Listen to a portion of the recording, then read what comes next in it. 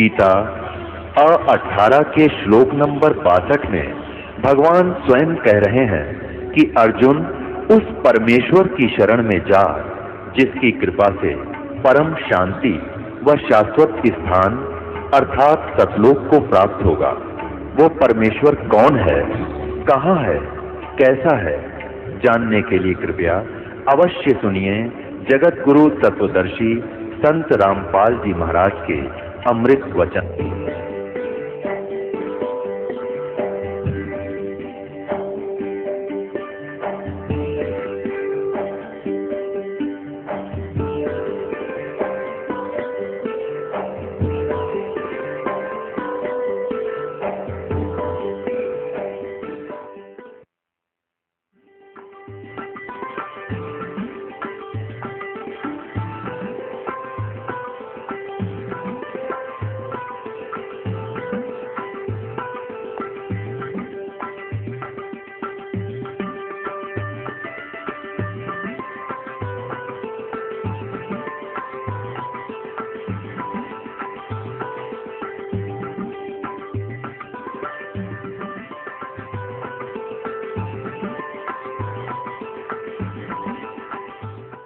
परम पिता परमात्मा पूर्ण ब्रह्म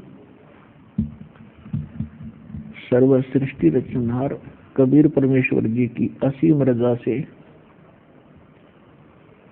आप सभी पुण्यात्माएं परमात्मा की यथार्थ महिमा सुन रहे हैं। न जाने कितने युग बीत गए, हम परमात्मा की खोज करते करते हम थक चुके हैं और हमने ये अंतिम मान लिया, अपना काम करो, पेट भरो, बच्चों को पालो और फिर मृत्यु हो जाए, क्योंकि ये तो सभी की हो रही है। तो परमात्मा ने अब दया करी है आपको ये यथार्थ ज्ञान देने की, आप तक इस ज्ञान का पहुंचाना कोई खाला जी का घर नहीं, क्योंकि काल भगवान ने इतने रास्ते ब्लॉक कर रखे हैं आपके कि आप तक ये ज्ञान पहुंचना कबीर परमेश्वर की विशेष कृपा बिना नहीं हो सकता। आप क्या कथाएं सुना करते थे, अंत में कहां जाकर सेट हो गए थे, पत्थर की मूर्ति के आगे घंटी बजा बजा के, एडी पीट पीट के, नाक रगड़ रगड़ के, मत्थे रगड़ के हम बेहाल हो जाया करते थे। तो परमात्मा कहते हैं ये पत्थर के देवता, इनका कान ना आंख, भले आदमियों तुम्हारी के सुनाई करेंगे ये, और यदि ये आंख और कान वाले भी सामने आ जाए, ब्रह्मा विष्णु महेश गणेश, ये आप काल की कैद के अंदर बंद हैं, ये अपने भी संस्कारों को, अपने भी दुखों को ये टाल नहीं सकते, स्वयं भोगना ही इनको पड़ता है। तो हम उन की पूजा किया करते थे जो ना हमें हानि पहुंचा सकते हैं, ना हमें कोई लाभ दे सकते हैं। ये केवल आपका किया हुआ कर्म ही आपको प्रदान कर सकते हैं। परमात्मा ने एक विशेष रजा करी है आपको ये सच्चा ज्ञान सुनवाने की, नहीं तो काल भगवान ने जगह जगह ऐसे एजेंट छोड़ रखे हैं, ना जाने कितने संत हैं, कोई जाड़े लाने वाला है, कोई कुछ करने वाला है, कोई ज्योतिष विद्या बताने वाले हैं, कोई नकली संत हैं, कोई किसी देव के पुजारी हैं। तो यहाँ तक पहुंचने से पहले बीच में बहुत घने एजेंट आपको डिस्टर्ब करने वाले हैं, और जो यहाँ पहुंच गए कबीर परमात्मा की रजा बिना आप यहाँ नहीं आ सकते। इसलिए 100 बार शुक्र मनाया करो उस परम पिता का कि हे भगवान, आपने कैसे रजा करी हम दीनों के ऊपर। पुण्यात्माओं से पूरी पृथ्वी का राजा हो और वो हमारे को कितना प्रभुता युक्त दिखाई देता हो, उस जीव का अंत अच्छा नहीं है जो भक्ति नहीं करते। और भक्ति करते हैं आन देवताओं की करते हैं, परमात्मा की भक्ति ना करके अन्य भक्ति साधना भी करते हैं, वो भी यूजलेस है। तो धीरे धीरे आपको ज्ञान होगा, परमात्मा की पहचान होगी, फिर आपको ऐसा होगा जैसे इंसान किसी बहुत भयंकर खतरे से बचने के बाद और फिर उसके स्वप्न दिया करता है कि हे भगवान, बाल बाल बच गया, ना तो ऐसे हो जाता, ऐसे हो जाता। तो वो स्थिति आपकी कुछ दिनों में होगी, क्योंकि आपको तो अभी पता ही नहीं है कि हम जो कर रहे हैं और इसका फल क्या होगा, और पहले जो कर रहे थे उसका फल क्या होना था। पहले सत्संगों में बहुत बार आपको बताया कि जो भक्ति नहीं करते और सतगुरु जिनको नहीं मिलते, वो 84 लाख योनियों में कभी कुत्ते बनते हैं, कभी गधे बनते हैं, कभी पशु पक्षी जलचर मछली बनते हैं, मक्खी मच्छर बनकर पता नहीं कहाँ भटकते रहते हैं। और अब आपको क्या बेनिफिट होगा, क्या लाभ होगा? जब तक कि संसार में रहोगे आप सुखी रहोगे, आपकी संतान सुखी रहेगी यदि भक्ति पर लगे रहे तो, मर्यादा में रहे तो। और अंत समय में आपको विमान लेने आएगा, आपको सतलोक से जहाज आएगा और उसमें बैठ कर जाओगे। आए हैं सो जाएंगे ये राजा रंक फकीर, एक सिंहासन चढ़ चले एक बंदे जात जंजीर। जाना तो सभी ने है, यहाँ से पृथ्वी पर रहेगा कोई नहीं, लेकिन उस जाने में अंतर बहुत हो जाएगा। जो भक्ति नहीं करते और भक्ति नकली करते हैं, डुप्लीकेट करते हैं, शास्त्र विधि त्याग का मनमान्य आचरण करते हैं, उनको तो यम के दूत जंजीरों से बांध कर ले जाएंगे घसीट कर। और आप जी को एक सुंदर विमान आएगा लेने के लिए, उसमें बैठ कर जाओगे। तो कितना अंतर हो गया। आपने बेशक जरा सी बात लागती हो या, लेकिन इस दास को पता है कि आपका अंत कितना अच्छा होगा, और जो भक्ति नहीं करते उनका कितना बुरा होगा।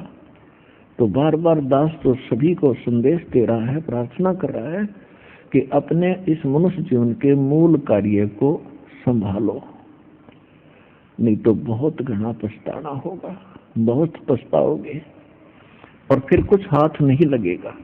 तो इस ज्ञान को बताने के लिए परमात्मा स्वयं ही आते हैं। ये ज्ञान पृथ्वी पर नहीं रहता, काल अपने दूतों को भेज कर इसका नाश करा देता है। अब ये कुछ वर्षों चलेगा, लगभग 1000 वर्षों तक ये सत्य ज्ञान चलेगा। परमात्मा के बच्चे, वो पुण्यात्माएं जिनका जन्म होगा, मनुष्य का जन्म होना अति दुर्लभ, और इस समय में होना तो ये कति दुर्लभ। और जिन पुण्यात्माओं का इस समय में मनुष्य जीवन है तो सौभाग्यशाली हैं, वो बहुत अच्छी आत्माएं हैं। और उनसे भी अच्छी आत्माएं वो हैं जो शीघ्र यहाँ आ जाएंगी, सतलोक आश्रम बरवाला में भक्ति शुरू कर देंगे। और यदि यहाँ नहीं आए तो बेशक उनका मनुष्य जीवन भी है, तो उनका भविष्य बिल्कुल अंधकार में होगा। अब परमात्मा ने ये कह रखा है कि पूरा विश्व इस ज्ञान को स्वीकार करेगा और सतलोक में जाएगा यदि वो भक्ति करते रहे तो। परमात्मा यहाँ आकर हमें याद दिलाते हैं कि मनुष्य जीवन कितना कीमती है और इसको सदुपयोग ना करके आप दुरुपयोग करते हो तो अनमोल जीवन का नाश कर रहे हो। क्या बताते हैं? मानुष जन्म पाय कर जो नहीं रटे हरि नाम, जैसे कुआ जल बिना फिर बनवाया क्या काम। मानुष जन्म दुर्लभ है ये मिले न बारंबार, जैसे तरवर से पत्ता टूट गिरे वो बहुर न लगता डर। वो पृथ्वी पति चकवे गए जिनके चक्र चलंत, रावण सरीखे कौन गिने ऐसे गए अनंत। सर्व सोने की लंका थी वो रावण से रणधीरम, एक पलक में राज बिराजी जम के पड़े जंजीरम। मन तो सुख के सागर बस रे भाई और न ऐसा यस रे। परमात्मा हमें याद दिलाते हैं कि मनुष्य जीवन प्राप्त करके यदि भक्ति नहीं करते हो तो उस प्राणी का वो मनुष्य शरीर ऐसा है जैसे कुआं बनवा रखा हो और बढ़िया उसकी कंस्ट्रक्शन कर रखी हो, लेकिन उसमें जल ना हो। उसका नाम भले ही कूप है पर गुण कूप के नहीं है। ठीक इसी प्रकार जो मनुष्य जीवन प्राप्त करके भक्ति नहीं करते वो प्राणी, उनका नाम मनुष्य अवश्य है पर गुण मनुष्य के नहीं है। वो तो पशु पक्षियों जैसे ही काम कर रहे हैं, जैसे वो कर रहे हैं ऐसे हम कर रहे थे। फिर क्या बताते हैं कि सर्व सोने की लंका थी। अब हम भक्ति ना करके कौन सा काम करते हैं कि अपनी मजदूरी करें या नौकरी करें, किसानी करें या जैसा भी जिसका व्यवसाय है वो उससे क्या करना चाहते हैं कि वो कोठी बनावे, फिर बड़ी ऐसी कार ले आएंगे। परमात्मा कहते हैं सर्व सोने की लंका थी। तुम तो एक 10 ग्राम सोना किसी के पास गोल्ड है तो फूलिया नहीं समावे, ने सोचा पता नहीं के पा गया। तो परमात्मा याद दिलाते हैं कि इस गंदे लोक में ये आपकी जो संग्रह करने की वृत्ति और इसी पर आश्रित हो जाना, ये तो बच्चों के खिलौने वाला खेल है तुम्हारा। भक्ति करते हैं वो अपना मूल काम संभाल चुके हैं। भक्ति ना करके ये यहीं की जोड़ तोड़ कोठी बंगले और प्लाट बनाने में जो लगा हुआ वो बच्चों वाले खेल खेल रहा है और उससे उसको कुछ भी हासिल होने वाला नहीं है। ऐसे बहुत से प्रमाण हैं और ये घने बताने की आवश्यकता भी नहीं, आपको खूब पता है। और बहुत से ऐसे घटनाएं घटी हैं जो हमारे इस भक्ति जीवन के लिए बहुत लाभदायक सिद्ध हुई है। राम नाम कड़वा लागे और मीठे लागे दाम, दुविधा में दोनों गए भाई माया मिली ना राम। एक आधी घटना जो ऐसी घट जाती है जो पर्याप्त होती है आपको समझने और संभलने के लिए। मुझदास के पूज्य गुरुदेव जी अधिकतर पंजाब में रहा करते थे और उनके वहाँ 3 आश्रम थे 3 शहरों में। उनमें से अधिकतर वो तलवंडी भाई जिला फिरोजपुर पंजाब में अधिक रहते थे। उनके सतलोक गमन के बाद ये दास वहां उनके आदेशानुसार जाया करते थे, सत्संग किया करते थे। सेकंड संडे का, द्वितीय रविवार को हम करते थे सत्संग। तो वहां उनके गुरुदेव जी के जो शिष्य थे, उनका कोई रिलेटिव आया हुआ था किसी कारण से, और उन्होंने शनिवार को शाम को जाना था, 2 बजे ही वो तैयार होने लगे। उनसे प्रार्थना की गई कि कल संडे है, सत्संग सुनियो और फिर चले जाना, छुट्टी भी है आपकी। तो उन्होंने कहा कि नहीं, कल मुझे बहुत आवश्यक कार्य है, और ऐसे ऐसे अपनी सारी मजबूरी बताई कि ऐसी पार्टी से मेरा एक एग्रीमेंट होगा जिसमें मुझे 5 लाख रुपए का बेनिफिट होगा। सन 1997 की बात है। तो उस समय के 5 लाख तो आज के 5 करोड़ समझ लो। तो उनके रिश्तेदारों ने कहा कि कोई बात नहीं, आप कह रहे हो कल वो 3 बजे आएंगे, कल संडे को, तो यहाँ 9 से 11 सत्संग होगा, आप 11:30 भी चलोगे तो भी पहुंच जाओगे, आराम से चंडीगढ़ पहुंच जाओगे। तो उसने कहा कि नहीं, आपको नहीं पता मेरी सारी कहानी का, मुझे बहुत हानि हो जाएगी। कहने का भाव ये है कि उस माया के पुजारी ने एक नहीं सुनी, पूरा परिवार मारुति कार में जा रहा था। उसमें मारुति कार की बड़ी जो है ना डिमांड थी, लोगों में बड़ी चाह थी। 4 सदस्य थे घर के, पुत्र पुत्री, पत्नी और स्वयं। आगे पहुंचकर चंडीगढ़ से थोड़ा सा दूर रहा था, एक बदरी से लोडेड ट्रक खड़ा था और उसके पिछले पहिए निकाल रखे थे, व्हील और जैक ला रखे था। उसने तो 5 लाख दिखे थे, सड़क भी ना दिखती होगी, फुल स्पीड तो चल रहा था। उस ट्रक के नीचे घुस गए, वो ट्रक भी ऊपर गिर गया, चारों के चारों वहीं मर गए। चाट ले उन 5 लाख ने, सर पर धर कर नाच ले। परमात्मा कहते हैं, राम नाम कड़वा लगे, ये मीठे लगे दाम, दुविधा में दोनों गए, भाई माया मिली ना राम। यह माया तो अपने मिल रहे को नहीं, और राम आपको मिल सकता है। जो सबसे कठिन और सबसे दुर्लभ वस्तु मानी जाती थी, आज कलयुग में परमात्मा ने वह कति सुलभ कर दी। और अब भी नहीं कोई ग्रहण करेगा तो पत्थर है, फिर इंसान नहीं। वो कर्महीन कर्म ठोक प्राणी है जो इतने प्रमाण, इतने ज्ञान सुन के भगवान की तरफ अग्रसर नहीं होता। अब कहते हैं, संत शरण में आने से आई टले बला, जय मस्तिष्क में सूली हो वो काटे में टल जा।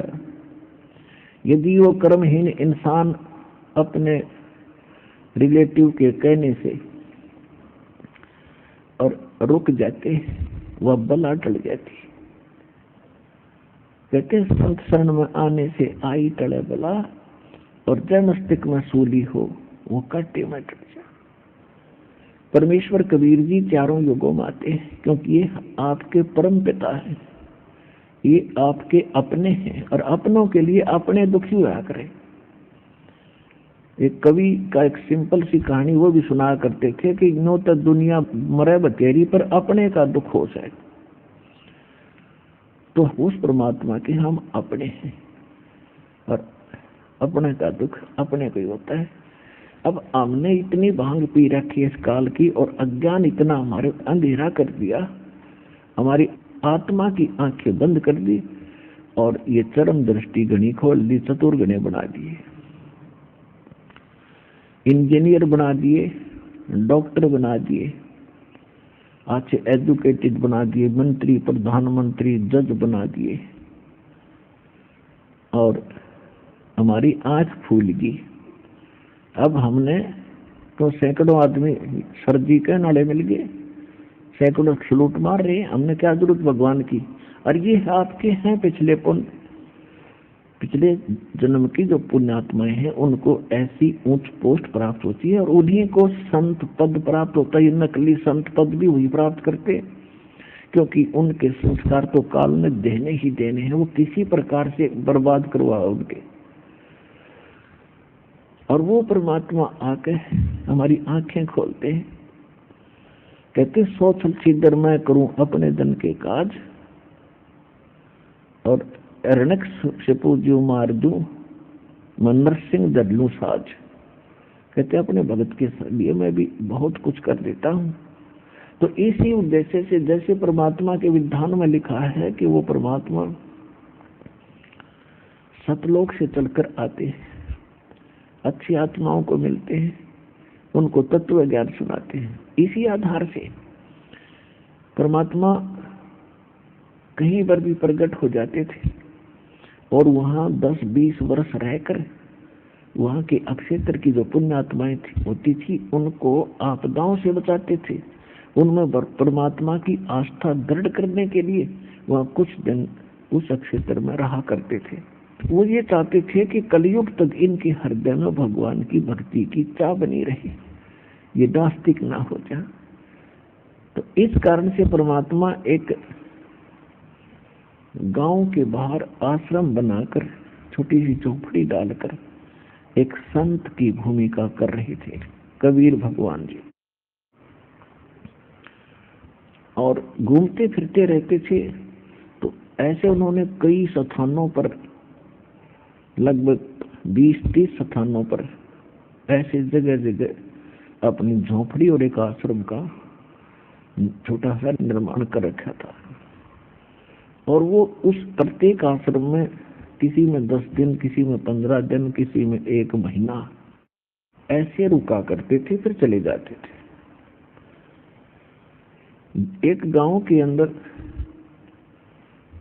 जहां परमात्मा का आश्रम था संत रूप में, यानी संत का आश्रम था, हम संत ही कहेंगे इस कथा के अंदर।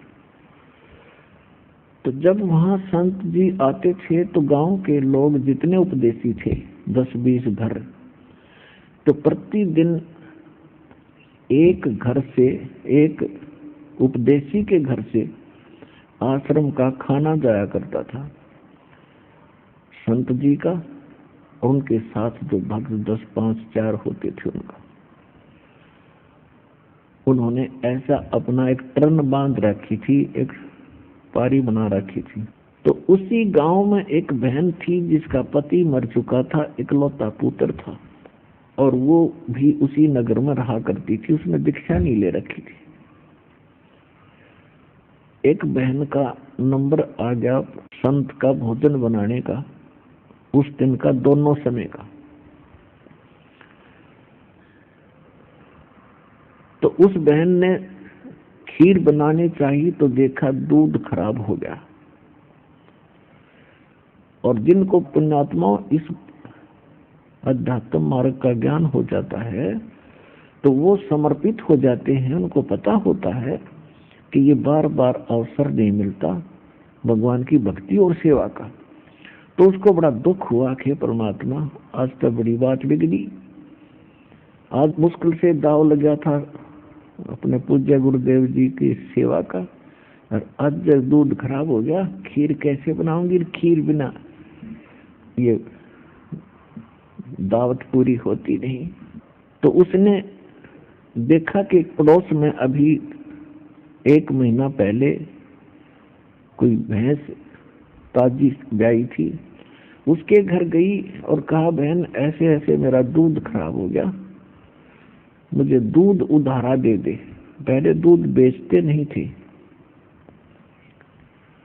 और अपना कारण बताया कि ऐसे ऐसे मेरे गुरुदेव जी का भोजन बनाना था, पता नहीं कौन सा मेरा खराब कर्म आगे अड़ गया कि मेरा दूध फट गया, खीर नहीं बना पाऊंगी, मैंने खीर बनानी। तो उस बहन ने, जिसका वह भैंस ताजी ब्याई थी, दूध निकाल कर और टांग रखी थी बाल्टी भरी भराई, वह नो की नहीं उठाकर उसके पात्र में पूरी डाल दी और कहने लगी बहन ले जा। तो जो उपदेशी बहन थी उसने कहा बहन कुछ तो रख ले अपने परिवार के लिए। तो कहने लगी बहन ले जा। ना जाने कैसे दाव लग गया इसे शुभ काम में, और मुझ कर्महीन का ये दूध प्रयोग होगा। ना जाने कैसे दाव लगा, ले जा बहन तू सारा ही ले जा। अब इस बात से वह सत्संग में जाने वाली बहन प्रभावित हुई कि हे भगवान कितनी पुण्यात्मा और आपसे दूर है, मैं सत्संग ले रखा है, भगवान से भी बहुत निकट मानती हूँ, सारा दूर तो मैं भी ना दूं कि मेरी उपदेशन भी मांगना आ जाता है, न सोचूंगी कुछ राख लूं बच्चों के लिए, और इसने सारा कुछ ही दे दिया। तो सोचन पर विवश हुई, कई दिन उसके हृदय से वह बात उतरी नहीं। एक दिन वह फिर गई उसके घर पे, सोचा इसको कुछ भगवान की कथा सुना दूं, इसकी रुचि भगवान में बने और इसका उद्धार हो। अब वो बहन गई, कुशल मंगल पूछा, तो वो लड़की जो थी अनुपदेशी थी, जिसने नाम नहीं ले रखा था, वह रोने लगी फूट फूट कर। जब कुशल की बात आई कि बहन कुशल हो, बोली कुछ नहीं पर फूट फूट कर रोने लगी। अब उपदेशी बहन ने पूछा, उसने सोचा क्या घटना घट गई इसके साथ। तो जब खूब रो रहा ली, हल्का कलेजा हो गया, तब वह बताने लगी, कहने लगी बहन ये छोटा सा लड़का था मेरा गोदी में, इसका पिता मर गया और मैंने ना किसी के संपर्क करा, ना जेठ का ना देवर का, और ना कुछ और ब्याह की सोची। इसलिए नहीं सोची कि इस बालक ने दुखी कर देंगे मेरे, मैंने दुखी सुखी करके इसमें पालूंगी, और मैंने यूं पाल दिया। और न सोचा था ये बच्चा सियाना हो जाएगा तो मुझे सुख होगा, और यो बालक कति बिगड़ गया, ना मेरी एक मानता, और शराब पीता है और निकम्मे बच्चों में बैठता है,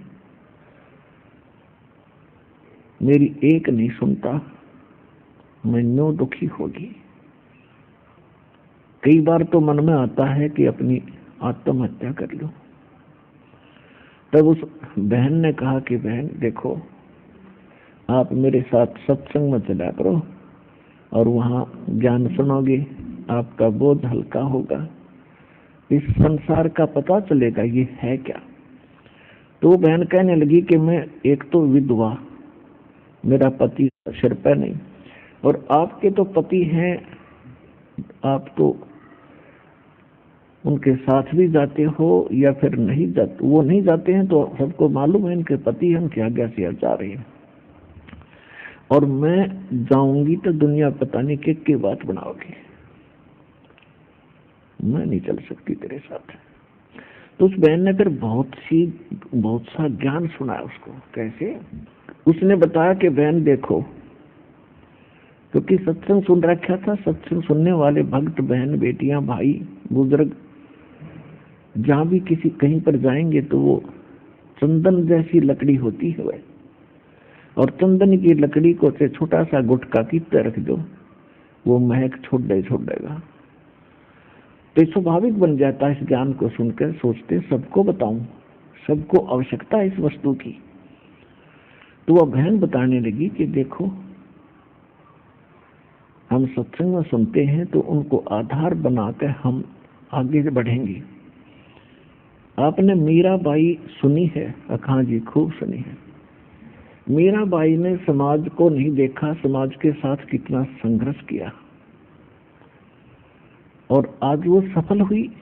यदि मीराबाई ये सोचती कि समाज के कहेगा, कोई गुंडी कहता, कोई भुंडी कहता, और उसको मालूम था मैं कर क्या रही हूं, तो समाज तो देखो किसी को कुछ ना कुछ वो कहता ही रहता है, जैसी उनकी बुद्धि काम करती है।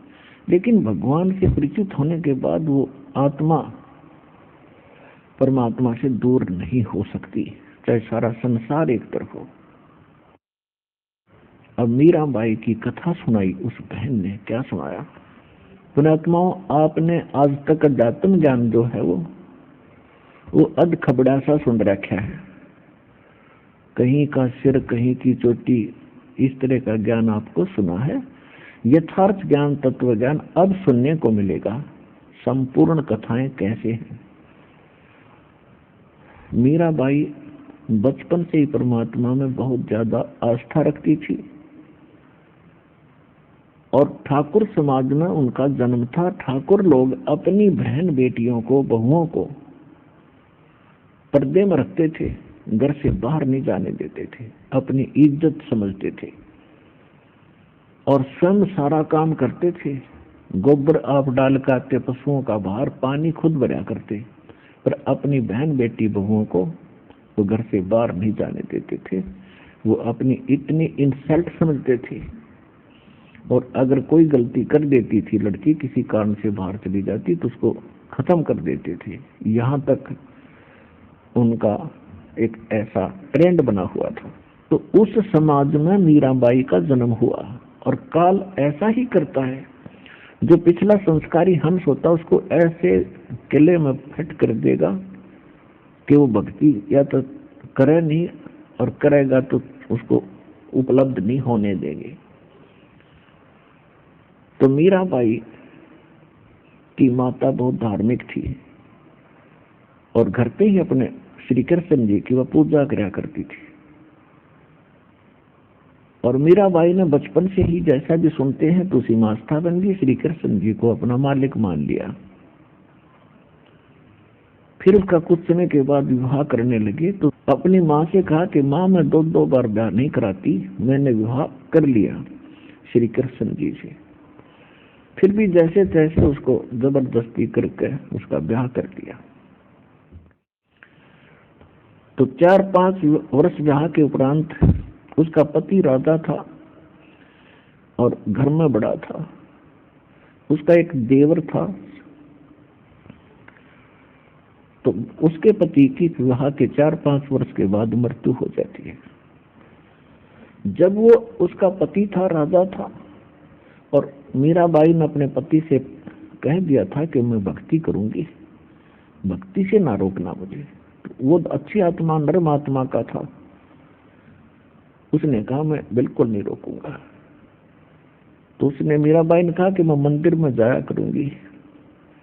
उसके पति ने नौकरानी साथ भेजनी शुरू कर दी कि आप जा सकती हैं और लेकिन पर्दे में जाओगी और नौकरानी तेरे साथ जाएंगी, नो ऑब्जेक्शन।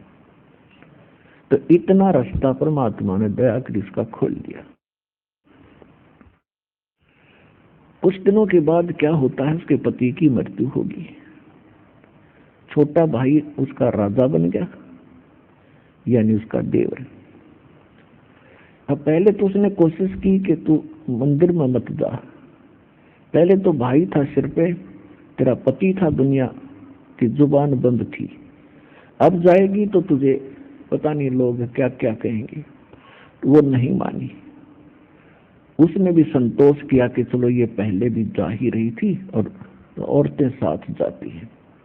जो जन मेरी शरण है ताका हूँ मैं दास, और गेल गेल लागा फिरूं जब तक धरती आकाश। पुण्यात्मा, इस दास को परमात्मा के विधान का बहुत सारा ज्ञान हो गया।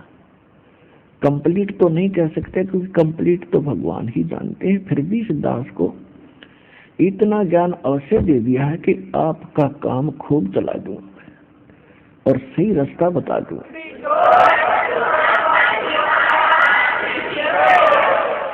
अब जो भक्ति का समय अब है, ये कंप्लीट कोर्स यानी संपूर्ण साधना आपको प्राप्त होगी, हो चुकी है और हो रही है। योग्य होते जाओगे सभी साधनाएं आपको प्राप्त होती चली जाएगी। और जिन्होंने मर्यादा निभाई अंतिम सांस तक, तो वो सीधे सतलोक जाएंगे आपके, और फिर कभी मृत्यु नहीं होगी। आपके बच्चे भी फिर आपके साथ साथ वही आकर ये परिवार ज्यों का त्यों वहां रूप धारण कर लेगा। वहां वृद्ध अवस्था नहीं और मृत्यु नहीं और कोई काम नहीं, कोई अभाव नहीं किसी वस्तु का। ये हजारों वर्षों तक चलेगा। उसके बाद फिर इसमें बहुत त्रुटियां आएंगी। और उस समय जो किसी ने 2 वर्ष, किसी ने 4 वर्ष, किसी ने 10 वर्ष भक्ति कर ली और वो सतलोक नहीं गए, तो वही आत्माएं फिर भटकती रहेंगी। कभी ऊपर जाएंगी स्वर्ग लोक में, कभी ब्रह्म लोक में, कभी पृथ्वी पर राजा बनेगी, कभी रानी बनेगी। और अपने पुण्यों को जो इस सत भक्ति से इकट्ठी हुई थी आपकी पूंजी, उसने हजारों युगों तक न्यू नाश करेगी। उन्हीं आत्माओं में से ये मीराबाई थी जो पिछले उस प्राइम टाइम में बिचल गई। और परमात्मा कहते हैं जो एक बार मेरी शरण में आ गया उसने पार करके छोड़ दूंगा, समय कितना लग जाएगा।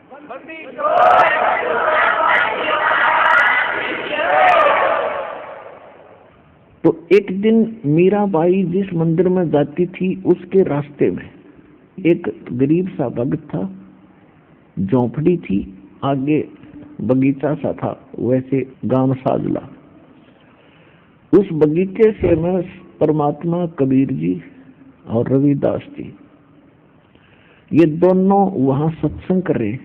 देखो भगत में एक गुण न्यारा होता है कि साधु संत या परमात्मा की चर्चा कहीं हो रही हो, वो दिखाई देगा तो सबता आकर्षित होती है।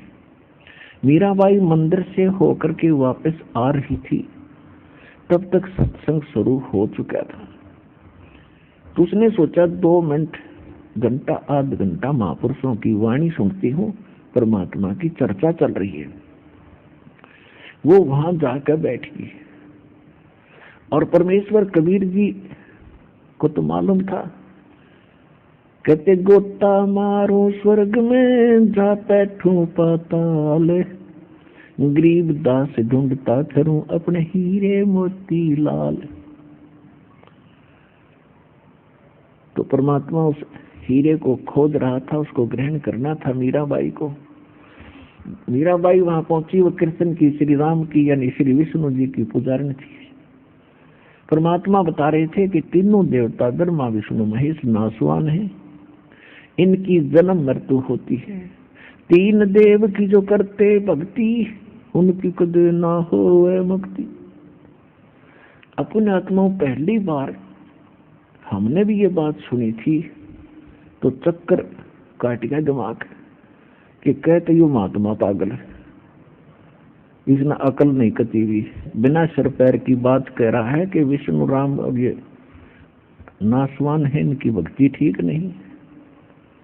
तो मीराबाई का उथल पुथल होगी, लेकिन श्रद्धालु बगावत नहीं करते, दुख कितना ही हो। वो सुनती रही। सत्संग के बाद करबद्ध होकर कहा कि महाराज जी आपने जो यह बात कही मुझे बड़ा दुख हुआ। मैं श्री कृष्ण जी की पुजारिन हूँ, विष्णु जी की पुजारिन।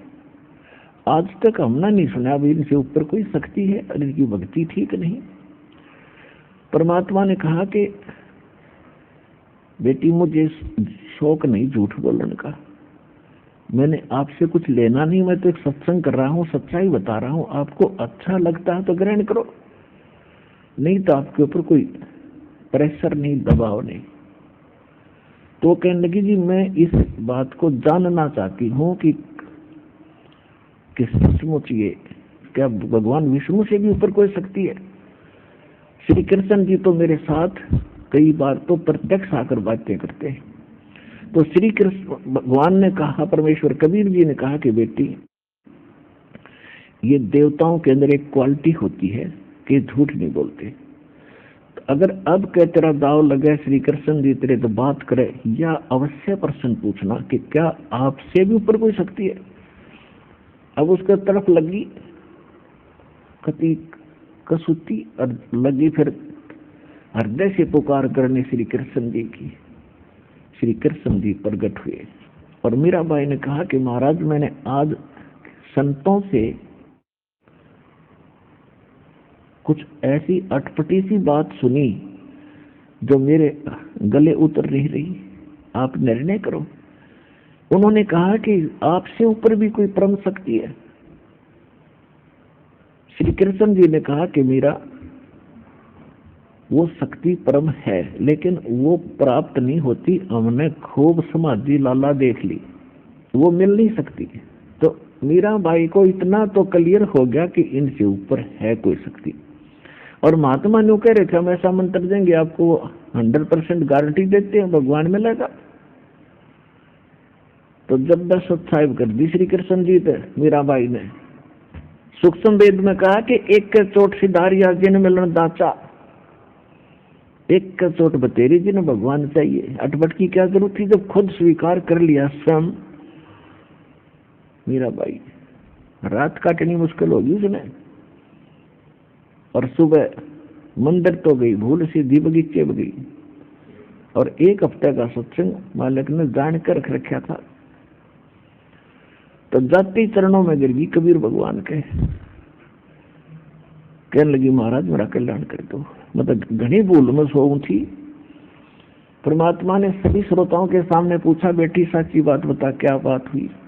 तब उसने बताया कि मैंने सामने जाकर श्री कृष्ण जी से अर्ज करी, मेरे सामने आए, उनसे मैंने ये प्रश्न किया कि आपसे ऊपर कोई शक्ति है। तो उन्होंने यही कहा कि वो शक्ति मिलती नहीं, हमने भी कोशिश कर ली कि महाराज आपकी सारी बात सच्ची, और वो कहते उनको मिली नहीं और आपको हम उनको मिला देंगे।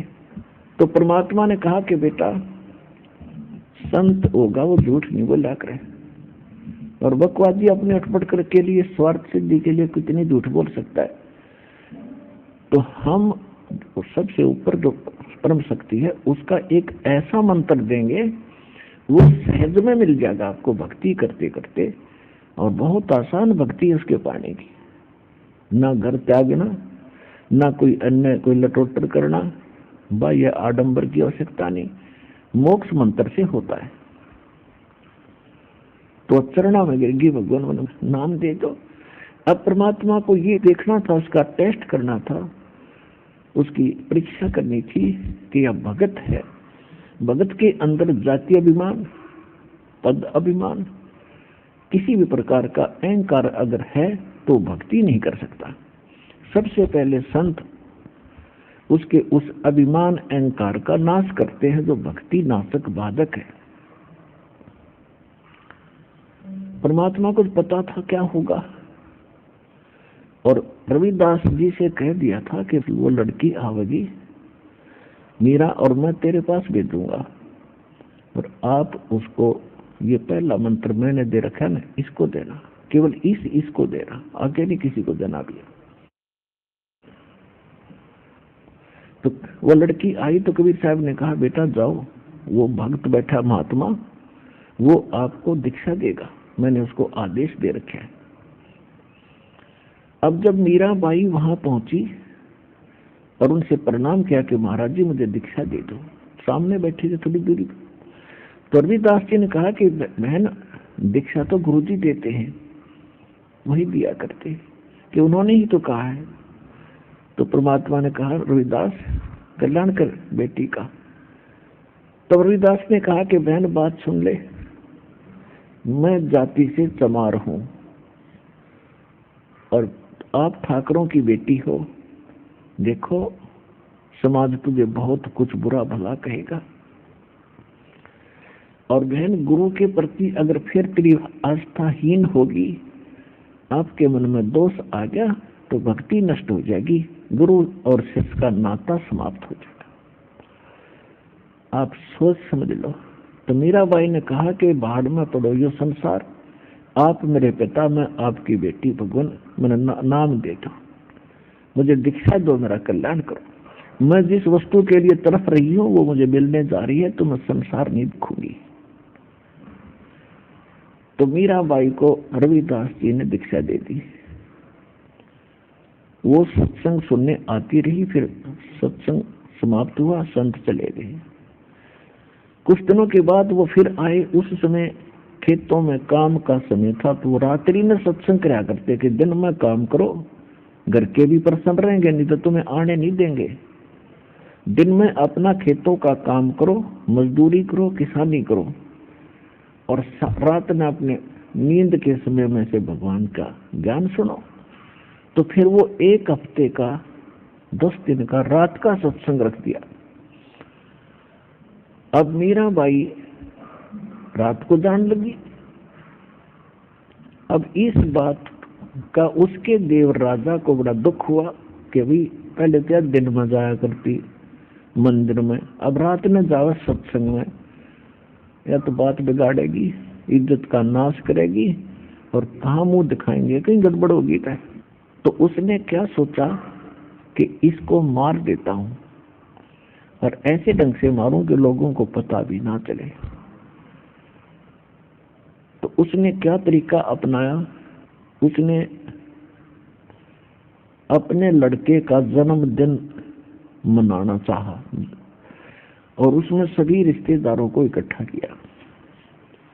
उधर से एक सपेरे से कहा कि कैसा सर्प ला दे कि डंक मारते मृत्यु हो जाए। राजा का आदेश, उस सपेरे ने ऐसा ही ला के दे दिया, ऐसा सर्प ला दिया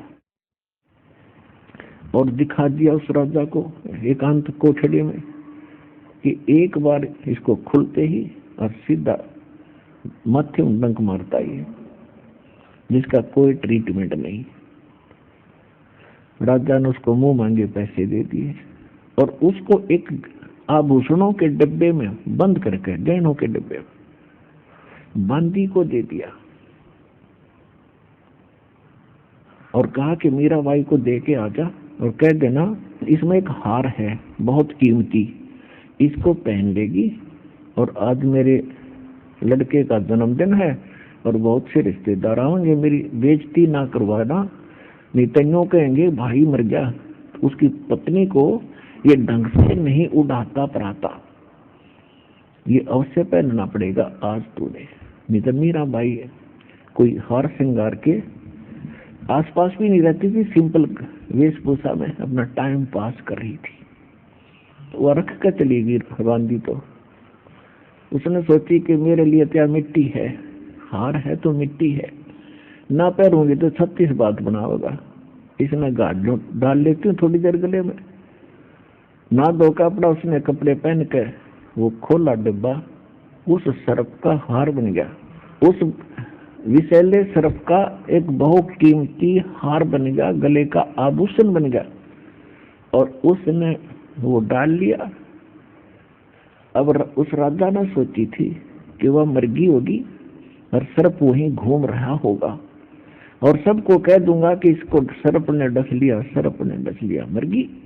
सबके सामने गवाही हो जाएगी कि सर्प ने डसने से मर्गी। अब वो गया, जाकर के देखा उसने कि वो हार पर बैठी और वो डिब्बा वहीं रखा खाली। तो वो क्या कहता है कि ए नीच आत्मा, इतना कीमती हार तू कहां से लाई? मुझे पता था तू रात को कैसे जाती है, किस लिए जाती है, तो इन कर्मों के लिए जाती थी। तेरी गर्दन काटूंगा, अब सब रिश्तेदारों को बुलाता हूं, तू कहां से लाई? तो उसने कहा जी आपने भेजा था, आप मुझे जीने देते ना मरने देते हो, आपने अभी इस नौकरानी के हाथ भेजा था कि पहन ले, मैंने यो पहन लिया। वह नौकरानी बुलाई कि यही डिब्बा था, कहा यही था जी, मैं ये रख कर गई थी। वह बोली और कोई डिब्बा नहीं मेरे पास, देख लो, मैं कभी पहनती नहीं हार। तो उसका तो कलेजा पकड़ा गया उस राजा का कि बड़ी अनहोनी हुई भैया, या तो नाम रहे इज्जत की गाहक बनेगी। वो तो हो गया उनका समागम जो होना था। उसने फिर उस पहले से कहा कि भाई नौकर, एक विष ला कर दे दे मुझे, ऐसा विष हो कि पिंदे मर जा। उसने ऐसा विष ला कर दे दिया और उसका खूब टेस्ट करा दिया, एक छोटे से जानवर पर डालते ही मर गया। जी पर रखते ही 10 मिनट के बाद जीव नहीं रहेगा। तो उसने सोचा या ऊंचा मरती ना, और आज इसको मैं जबरदस्ती विष पिलाऊंगा और कह देंगे या आप पे पी का मरगी।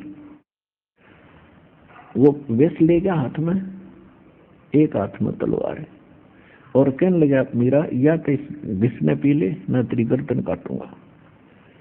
मीराबाई ने सोची गर्दन में तो दर्द होगा, विष ने पी लो, मारत युग आई। तो उसने वो विष उसके सामने पी दिया। वो 10 मिनट खड़ा रहा, 1 घंटा खड़ा रहा, 2 घंटे खड़ा रहा, वह ठीक ठाक बैठी।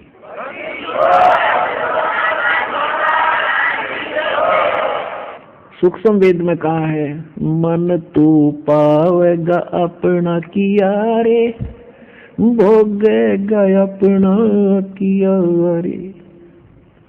भाई मीरा बाई को मारन लगे जहर का प्याला प्यारे, मीरा बाई को मारन लगे जहर का प्याला प्यारे, पीवत ही अमृत हो गया, हो गया सर्द ही यार, मन तू पावेगा अपना किया रे, भोगेगा अपना किया रे। कहा तो उस विष ने उथल पुथल मचा देनी थी हृदय में। गरीबदास जी कहते हैं कि पीवत ही अमृत बन गया और हो गया ठंडा ही यारे, हो गया सर्द ही यारे, हृदय कलेजा ठंडा हो गया इसका उस विष से। तो भक्ति में जब इतनी ताकत ना हो तो कौन बुझे भगवान ने और कौन खोद दे उसको। अब उसने सोचा भाई ना तो या मारे तो मरती, और अब इसका क्या इलाज करूं। तो उसने मीराबाई की मां बुला ली और उससे कहा कि माता इसने समझा दो, इसने तुम्हारी इज्जत का नाश कर दिया और दुनिया पता नहीं के मुंह बना हुआ है, जगह जगह बातें चलती हैं, तो यह मेरी बर्दाश्त से बाहर की बात है, तू समझा। तो मीराबाई की माँ उसको समझाने लगी, बेटी तो इस सत्संग में ना जाया करे। और देखो सारा संसार पता नहीं के बात बना रहा है, कोई 19 कहता है, कोई बुरा कहता है, कोई अच्छा कहता है। और दूसरी बात, हम ठाकर औरतें ने जिसको गुरु बना रखा है वो चमार है। तब तक रविदास जी ही को वह गुरु मानती थी। फिर परमात्मा बाद में मिले थे कबीर साहब। मीराबाई जब घर छोड़कर चली गई थी, ये लंबी कथा है क्योंकि एक सत्संग में ये पूरा प्रकरण नहीं हो पाता। आज विषय दूसरा है इसलिए थोड़ा सा हिंट अवश्य दूंगा। तो उसकी माँ ने कहा, बेटी हमारी इज्जत का यो भी बट्टा लगा है, हानि है कि तू आपने एक चमार से और ठाकुर होकर उसकी शिष्या बन गई बेटी, इसमें भी हमारी इज्जत का हानि है। तो मीराबाई कहती है कि माता अब ये शिक्षा मेरा लागे को नहीं, मैं समझ चुकी हूँ भगवान को, मैं जान चुकी हूँ मालिक को, और इस संसार से भी परिचित हो चुकी हूँ और अपने जीवन के उद्देश्य से मैं परिचित हो चुकी हूँ, अब मैं ना मानूं।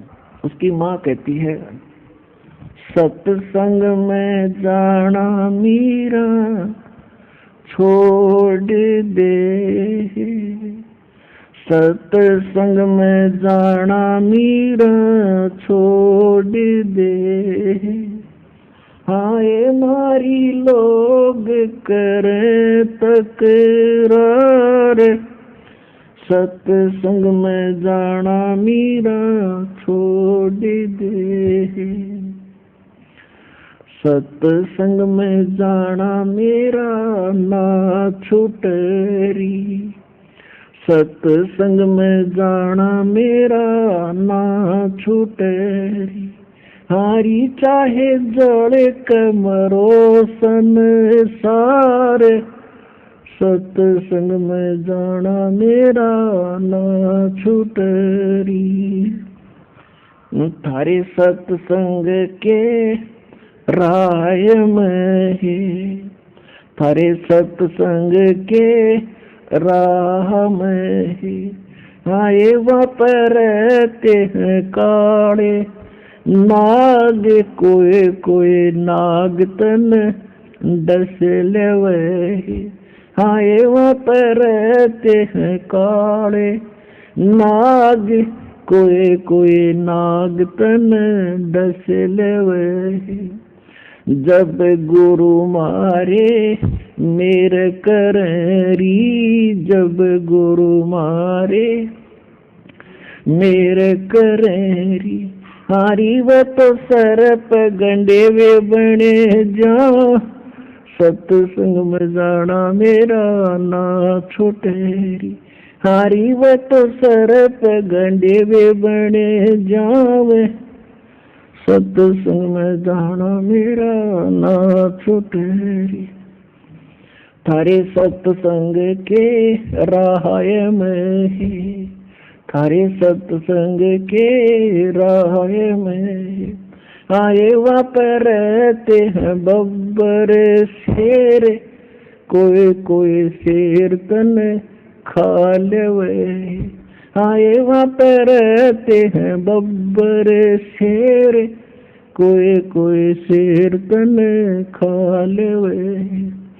जब गुरु मारे मेरे करेरी, जब गुरु मारे मेरे करेरी, हारी वे तो शेरों के गिदड़ बने जाव, सत्संग में जाना मेरा ना छुटेरी, हारी वे तो शेरों के गिदड़ बने जावे, सत्संग में जाना मेरा ना छुटेरी।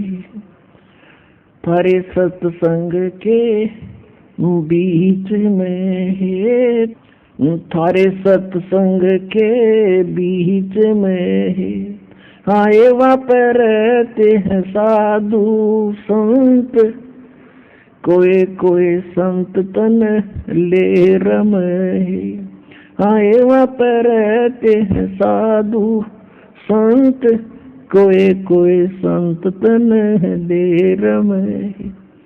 तेरे री मन में माता पाप है री, तेरे री मन में माता पाप है री, संत मेरे माँ बाप है री, संत मेरे माँ बाप है री, हारी वे तो कर देंगे बेड़ा पार, सत्संग में जाना मेरा ना छूटे, हारी वे तो कर देंगे बेड़ा पार, सत्संग में जाना मेरा ना छूटे। अब उसकी माँ फिर अंतिम पेच लगावे है,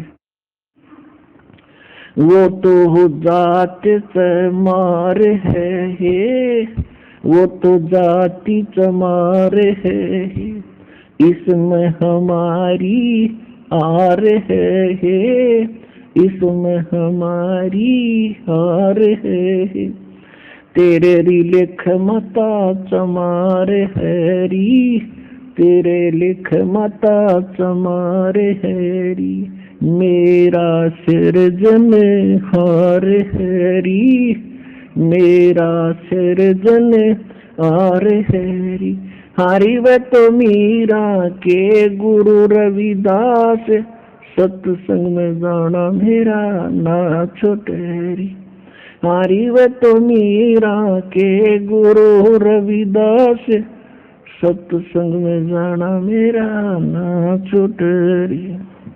मीराबाई नहीं मानी। मीराबाई ने देखा कि अब मुझे ज्ञान पूरा हो गया, ये संसार किसी का नहीं, और यहाँ मुझे ये भक्ति करण नहीं देगा, इनकी अचौधर और इनकी इज्जत। तो रात्रि के समय घर से निकल गई। अब मीराबाई पहुंच गई, जा रही थी, रास्ते में एक संत एक गुफा में रहता था और उसका बहुत बोलबाला था, क्योंकि भोली जनता तो आडंबर को ज्यादा महत्व देती है। उसके विषय में क्या सुना जाता था कि सारे दिन में एक बार गुफा से आता है, 1 घंटा 2 घंटे, और केवल पुरुष को मिलता है, स्त्रियों से के दर्शन नहीं करता, ना दर्शन देता। तो इस बात से हमारा समाज और ज्यादा प्रसन्न होता है कि भी महात्मा की कमाल है, जब स्त्रियों को निकट नहीं आने देता। स्त्री भूतनी है, चपट जाएंगी थारे बिना अकल के आदमी बेटी के बाद। तो ये अपनात्मा, जब तक ऐसे व्यक्तियों को तो आत्मज्ञान भी नहीं, परमात्मा तो बहुत दूर है। अब जैसे पहले सांग होया करते गांवों में, उसमें पुरुष ही स्त्री का रोल करा करते, सारा साजबाज, और जवान लड़के बिल्कुल बगैर दाढ़ी मूछ के लड़कियों का स्वांग करते थे और लड़कियों के कपड़े पहनते थे। तो एक व्यक्ति, एक बच्चा दूसरे साथी के साथ प्रथम बार सांग देखने गया। उसने देखा कि एक लड़की का रोल कर रही थी, जो लड़का था वैसे तो, और वो अच्छा डांस डोंस कर रहा था, मेकअप वगैरह करके, जो कि हूबहू लड़की दिखेगी।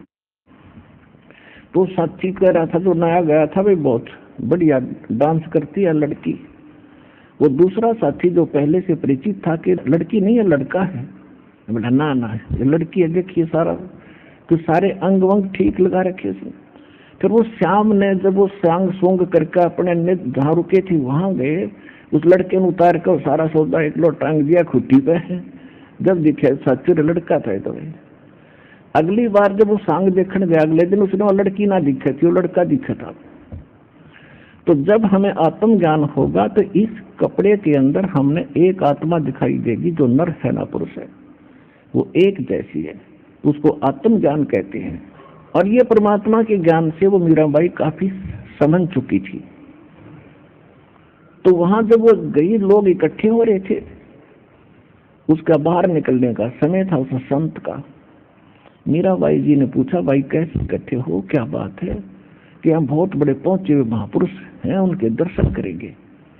किस समय आएंगे? कि अभी आने वाले हैं, पर आपको नहीं दर्शन होंगे। वो स्त्रियों को नहीं मिलते, ना दर्शन करते हैं ना देते हैं। मीराबाई बोली, भाई मैंने तो यूं सुना है कि एक पुरुष है, बाकी उसकी पत्नी है, सारी जितनी आत्मा है वो सबका पति है। और भाई कोई दूसरा पति पुरुष पृथ्वी पे है तो मैं तो जरूर मिल लूंगी, मैं तो उसके लिए भटक रही हूँ, मैं तो दर्शन करके जाएंगी इसके। उड़े बैठगी। तो वो तो बाहर निकला तो उन्होंने बताया कि ऐसे ऐसे कोई बाई है भक्तनी, आपके दर्शन करना चाहती है। तो उसने कहा कि नहीं, मैं स्त्रियों के दर्शन नहीं करता। फिर उस लड़की की कहानी बताई। वो यूं कह है कि मैं दर्शन करके जाएंगी, मैं के भूतनी हूँ, उसने खा लूंगी। ऐसा क्या हो गया? विषा आदमी का उद्धार होगा, औरतों का हो ही नहीं सकता। तो उसने कहा कि वो तो यहाँ बैठी नु कहते 10-20 एक से 10 साल लग जाओ, मैं तारा बैठी रहूंगी, ना खाऊं ना पीऊं। उन्होंने सोची भाई चल बुला डगा इसे ना देते। तो कहने लगी मीराबाई ने उसको आंखें खोली उस मूर्ख की, कहने लगी आप पुरुष हो और स्त्री और पुरुष में आप भेद समझते हो तो आपको आत्मज्ञान भी नहीं है। 1 घंटे प्रवचन किए, जो सत्य सुन रखा था भगवान से। प्रथम तो तेरी साधना गलत, किसी सदग्रंथ में प्रमाण नहीं, किसी संत ने ऐसा नहीं किया।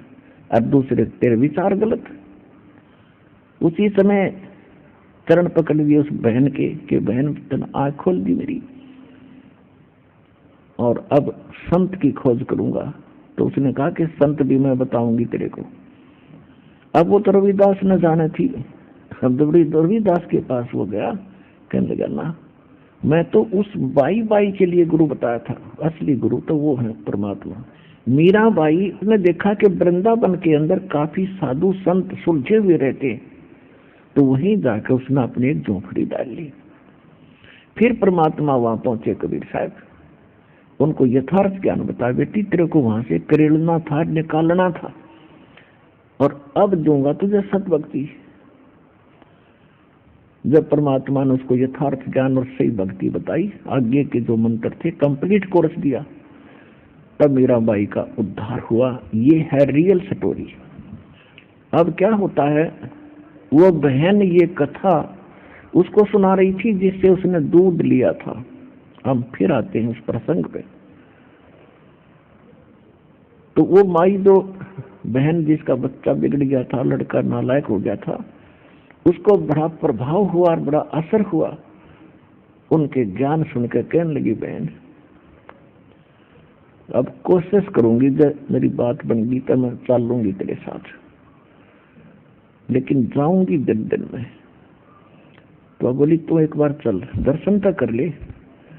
उसको वो लेगी, दीक्षा दिलाती, और उसको जब भी वो जाती थी बहन गुरुजी के सामने एक अर्ज करे थी कि गुरुदेव मेरा बालक बिगड़ गया, और मैंने तो उसके ऊपर अपना जीवन में सौर कर रखा था कि इकलौता पुत्र है, पिता इसका मर चुका है, कि ये कुछ अपना काम संभालेगा, मुझे सुख होगा, लेकिन दूना बिगड़ गया, घना दुखी कर रहा है, शराब भी पीता है, कुछ दया करो अपने चरणों में डोज को।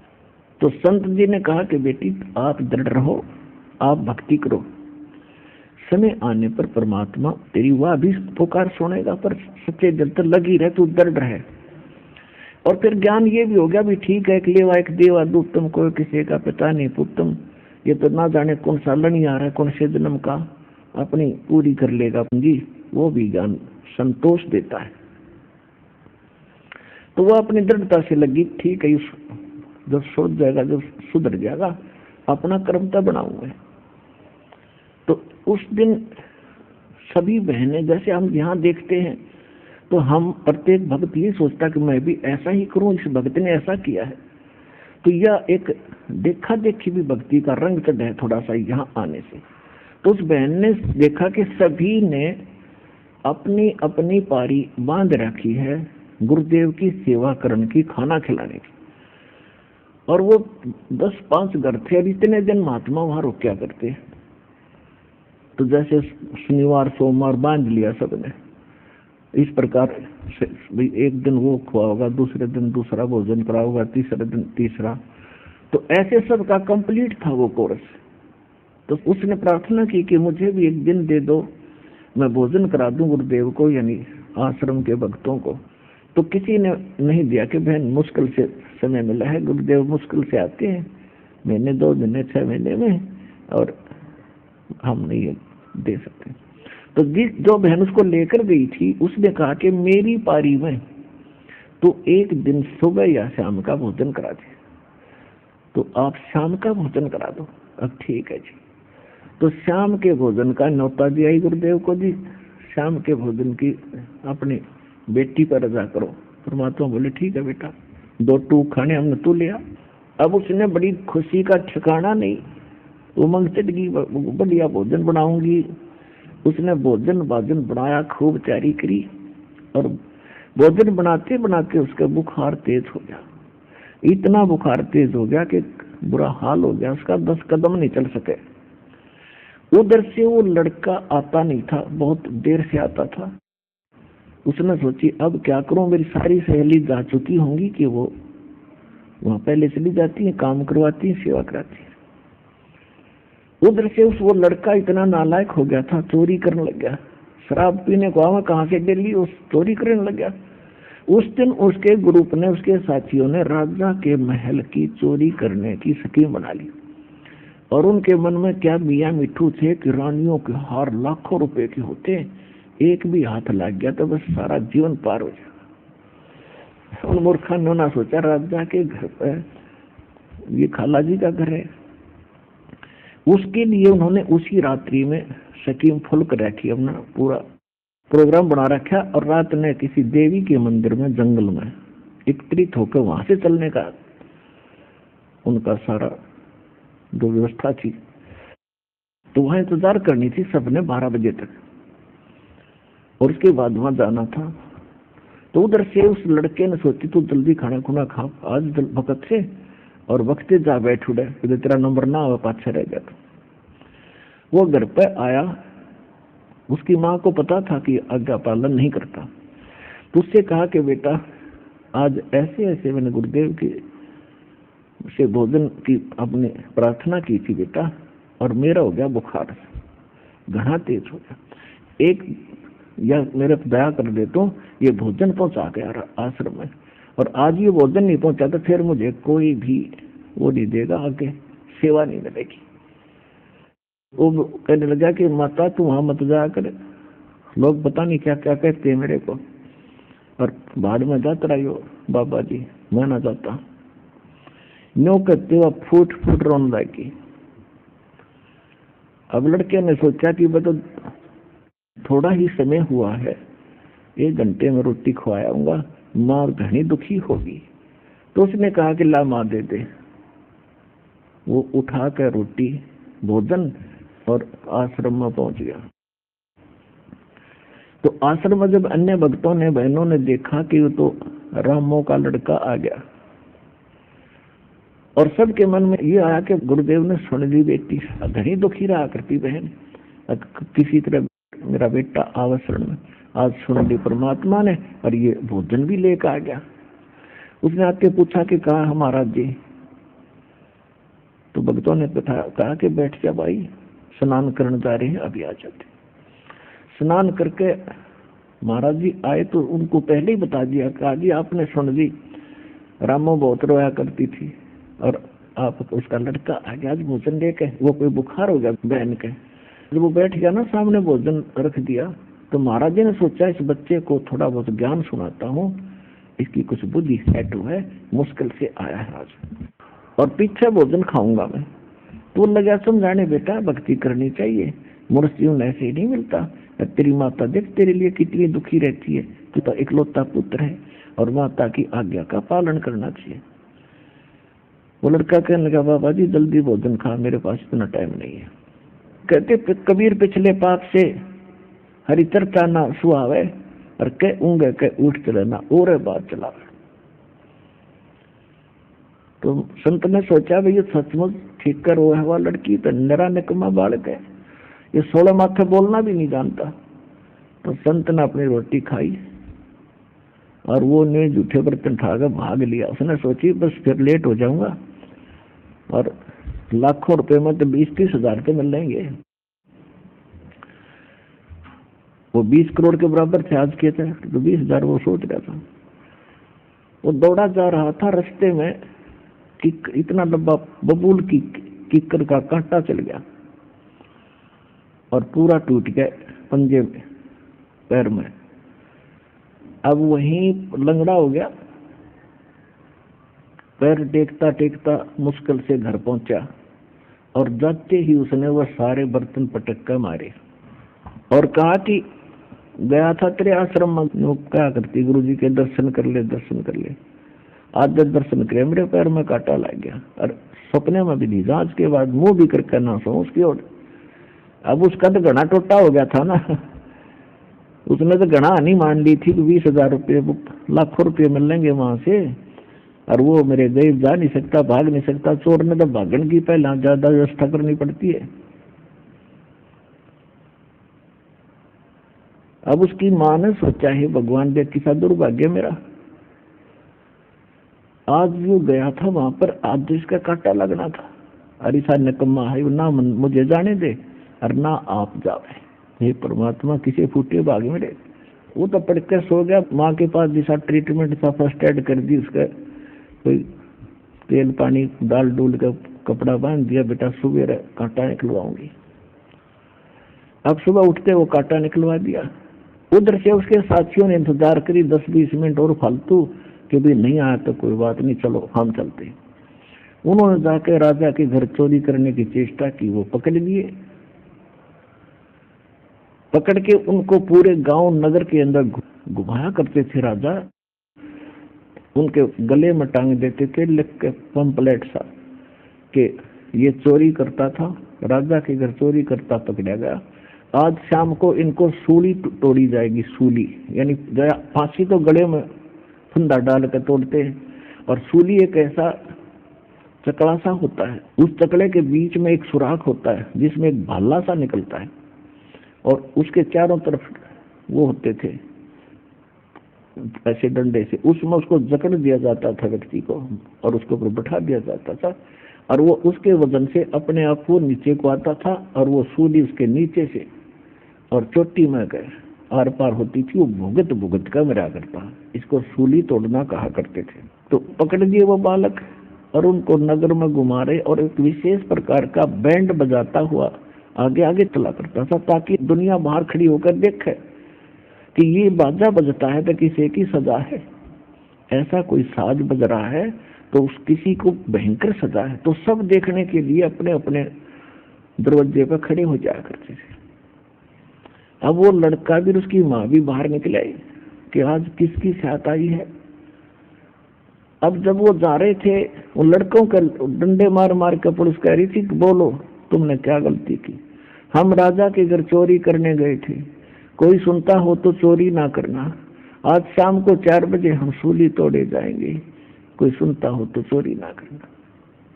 अब वो नो अपने वो गीत गाते वो तो चले गए। अब वो लड़का उसकी माँ अपने काम लग गई अंदर जाके। अब ठीक है, जिसा करे इन्हें भोगना चाहिए। अब उसकी माँ के जाके और सीने के लग का वो लड़का बुरी तरह रोने लग गया। उसकी माँ बोली, बेटा क्या हो गया? ये तो तेरा कट्टा भी निकलवा दिया, अब क्या पीड़ा है तेरे को? कि माँ धन है तेरे महाराज जी, और धन है तेरी भक्ति, आज तूने अपने बेटे की जान बचा दी तेरे गुरु जी ने।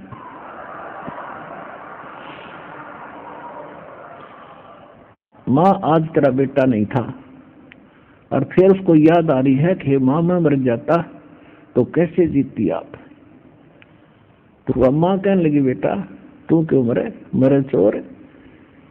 तो उसने कहा, माँ तेरा बेटा चोर हो गया था, मैं इनके साथ जाना था, और जब मेरा कांटा ना लगता माँ आज मैं नहीं था।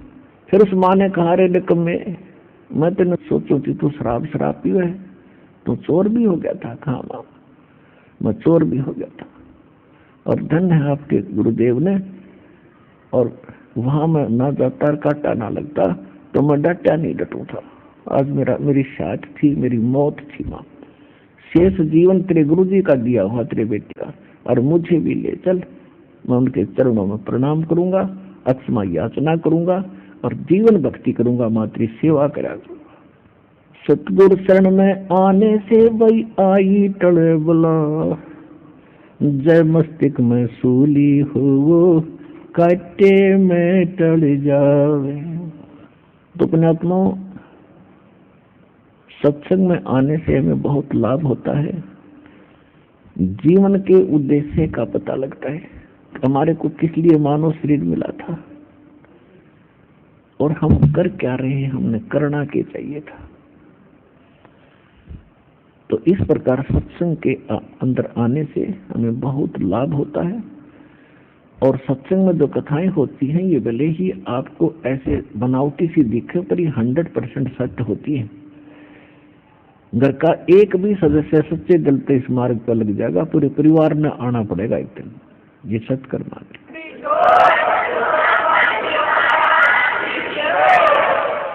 क्योंकि वो सभी आत्माएं भगवान की हैं, और परमात्मा ने सभी को रास्ता दिखाना है कि घने कर्महीन होंगे वो रहेंगे, नहीं तो मोक्ष अवश्य होगा इस भक्ति पर लगने से।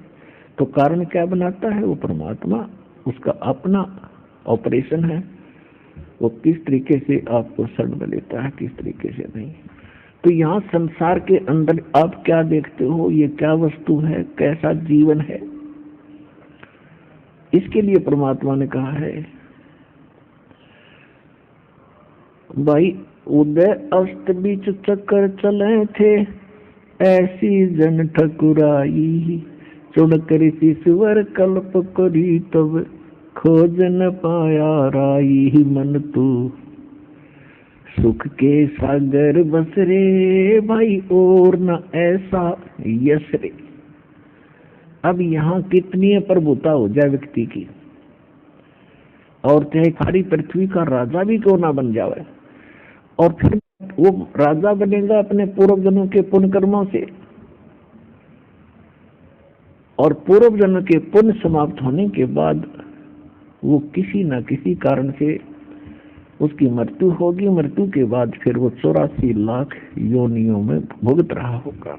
अगम निगम को खोज ले, बुद्धि विवेक विचारे, उदय अस्त का राज मिले है, तो बिन नाम बिगारे। क्या कहते हैं कि कुछ थोड़ा सा विचार कर अपने इस मनुष्य जीवन पर। यदि आपको सूर्य उदय हो और अस्त हो, यानी पूरी पृथ्वी का भी राजा बन जा, यदि भक्ति नहीं करता वो प्राणी, तो वो केवल बिगाड़ कर रहा है। बिगाड़, बिगाड़ क्या होती है? पुराने समय में ये 3 व्हीलर चले थे हमारे गांव से एक मेन बस स्टैंड तक। ये बड़े बड़े 3 व्हीलर होते थे पेट्रोल के, तो 2 चलते थे। उनमें से एक नहीं आया एक दिन, तो दूसरा उससे पूछ रहा था कि कल क्यों नहीं आया, कुशल तो था। तो उसने बताया कि कल मैं बिगाड़ में फंस गया। बेगार क्या होती थी कि पुलिस वाले पकड़ ले जाते थे, इनके पास पहले व्हीकल नहीं होते थे थानों में। किसी भी ऐसे किराया करने वाले व्हीकल, जीप या थ्री व्हीलर में पकड़ ले जाते, जहाँ भी उन्हें रेड लगानी होती थी वो अपना उस दिन सारा काम करा करते एक न पकड़ के। तो पकड़ लिया शाम ने, और अगले दिन सारा दिन और सारी रात तक सवेरा 2 बजे छोड़ा। तेल उसने अपने धोरे डाला अपने पास से, और सारा दिन चलता है शादी। फिर दूसरा न्यू सोचेगा तक घनिया कमाई करेगा, इसका पहिया ना टेकता। और तेल अपने पल्ले से डाल रहा था, रोटी अपने पल्ले से खा रहा था, और उनको भी खिला रहा था।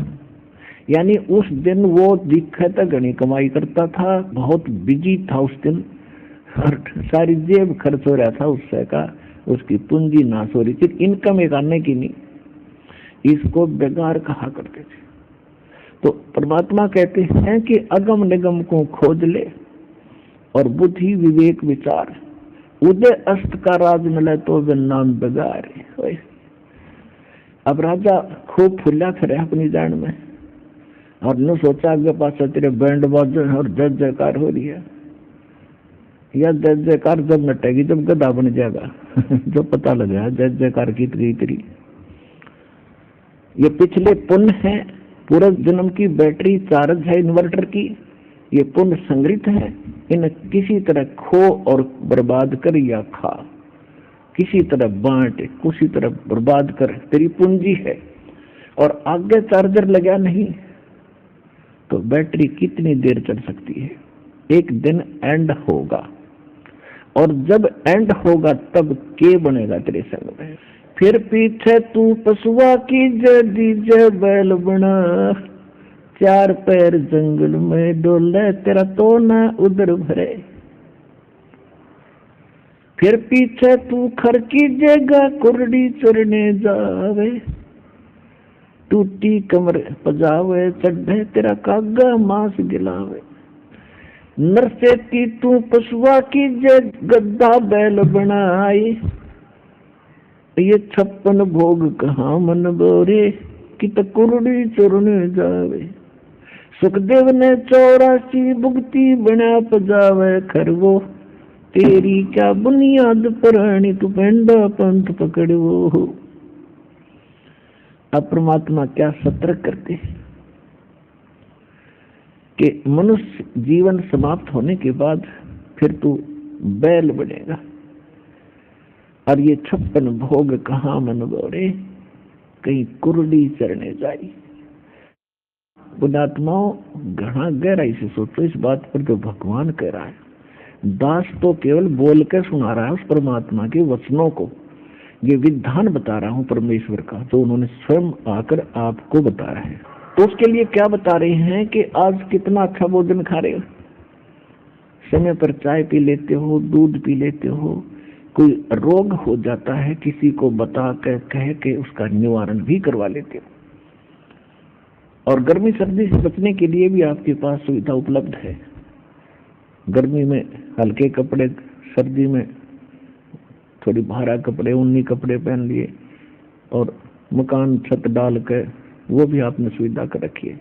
लेकिन ये सारा कुछ करते हुए भक्ति नहीं करते तो ये सारा व्यर्थ है। और फिर क्या बनेगा जब आप पशु बनोगे? परमात्मा कहते हैं, कबीर जिह्वा तो वाहे भली, जो रटे हरि नाम, नहीं तो काट के फेंक दियो ये मुख में बलो ना चाम। कि यह जीव का अगर ओरिजिनल काम आप समझते हो तो इसका यही काम है, या तो परमात्मा की गुणगान करे, भक्ति करे, और नहीं तो इसकी कभी जरूरत नहीं। कहते सत्संग में कुतिया भली और साकट भली नमा, वो बैठी हर यश सुने वह निंदा करने जा। परमात्मा कहते हैं सत्संग के अंदर कुतिया भी, पशु भी आकर बैठ जा, वो भी अच्छी, उसके ऊपर इन वाणी का बौछार हो रहा है, उसके कुछ पाप कट रहे हैं, उसको उसका पुण्य मिल रहा है वाणी यज्ञ का। कहते हैं सत्संग में कुतिया भली और साकट भली न माँ। वह साकट माँ घर घर में जाकर उसकी निंदा, उसकी चुगली रोज झूठ बजा के घर आवे लोगों के, कहते उस साकेट माते तो सत्संग में आई कुतिया भली, वह बैठी भगवान की महिमा सुन रही है और वह अपने कर्म बिगाड़ने के लिए निंदा करने जा रही है। तो कहने का भाव ये है, परमात्मा ये कहना चाहते हैं कि आज आपको जीव दी भगवान ने, आप बोल सकते हो, परमात्मा का गुणगान कर सकते हो। आपके कहीं पीड़ा है तो बोल के बता सकते हो कि मेरे कान में दर्द है या पेट में पीड़ा है, तो उसका समाधान तुरंत हो जाता है। फिर परमात्मा कहते हैं अगर भक्ति नहीं करते हैं, चाहे राजा हो चाहे रंक हो, फिर पीछे तू पशुआ कीजिए दीजिए बैल बना, और 4 पैर जंगल में डोला तेरा तो नहीं पेट पर है, सिर पर सींग दिए मन बोरे धूम तो मच्छर उड़ा, और कंद जुआ जोते कुआ फिर जों का घुसखा। अपना आत्मा आज तो कूलर है, पंखे हैं आपके पास, और एसी लगा रहे हैं आजकल तो, और बढ़िया भोजन खा रहे हो। फिर वो पशु सारा दिन कुएं में चलता था, पानी निकालता था, और खाता क्या था? जौ का भूस। जौ के भूस में इतने कांटे से होते हैं, पशु सीधर सी खाता नहीं उसको, भूखा मरता खाया करे। तो कहते उस समय जब ये वाणी बोली जा रही थी तो जौ का भूस खाता था जो पहले। कहते हैं जिन रोटी पाई नहीं जो खाते नान पुलाव, ये खांड खीर खाने वाले फिर क्या खाते हैं? कुत्ते के देसुअर बन के। तो इससे भय बनेगा आपको, और डर बिन भक्ति नहीं होती। अब हमें पता चला कि इस बोतल में विष है और सांप बहुत खतरनाक जानवर है, तो उससे हम डरेंगे। डरे तो जान बची, अनजान बच्चा उसको पकड़ ले या पी ले उस विष को तो मर गया। तो इस ज्ञान से आपको डर बनेगा, डर से फिर आप सतर्क हो जाओगे, आपका कल्याण होगा। तो ये सच्चाई है। तो क्या बताया है कि फिर अब बैल दास के जीवन में घटना घटी। उस समय तो इतनी याद उसकी आई नहीं, जब इस तत्व ज्ञान से परिचित हुए फिर सबकी आन लगी, सपने में भी दिखने लगी वो घटना। हाँ, दास का जन्म एक किसान जाट परिवार में हुआ, और हमारे घर एक बैल था। उसको हाली खेतों में सुबह सुबह खेत जोतने के लिए वक़्त से ले जा रहा था, मेरा चाचा हाली था।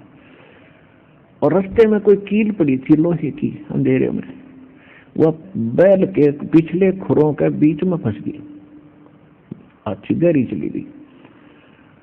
और बैल था वो अच्छा तेज चलने वाला, फटाफट कई कदम रख गया और वह सारी अंदर बैठ गई। पैर लंग करने लग गया वो बैल काफी। तो पहले ये सोचा करते थे, आम विचार थे आम हाली के, कि भी बैल का कोई ऐसे लंग हो जा पैर में तो उसमें रोकना नहीं चाहिए, नस पे नस चढ़गी वह चलने से खुलेगी, रोक दिया तो पैर जाम हो जाएगा। जिस कारण से हाली ने सारा दिन चलाया वो, और शाम तक तो उसके पैर में सोई भी आ गई, और वो आकर बैठ गया, उठा नहीं, और सोई पहुंच गई ऊपर तक, घुटने से भी ऊपर तक। ऐसे गांव के वो वैद्य होया करते, वो देखा किसी ने, थोड़ा बहुत जानता था, उसने कहा इसका बा आ गया, और घुटने में इसके जोड़ों में बा आ गया। वह कील तो लग रही खुरों में, पट्टी बांध रखी घुटने पे है। अब वो बोल के नहीं बता सकता मेरा पीड़ा कहाँ है। अफलातून जब मनुष्य था उसने नो कहता होगा किसने देखा है, देखी जाएगी। अब देख ले, ये देखेगा तो देखना तब है। संतों के विचार सुनो, कल्याण कराओ, अपना पीछा चलवाओ।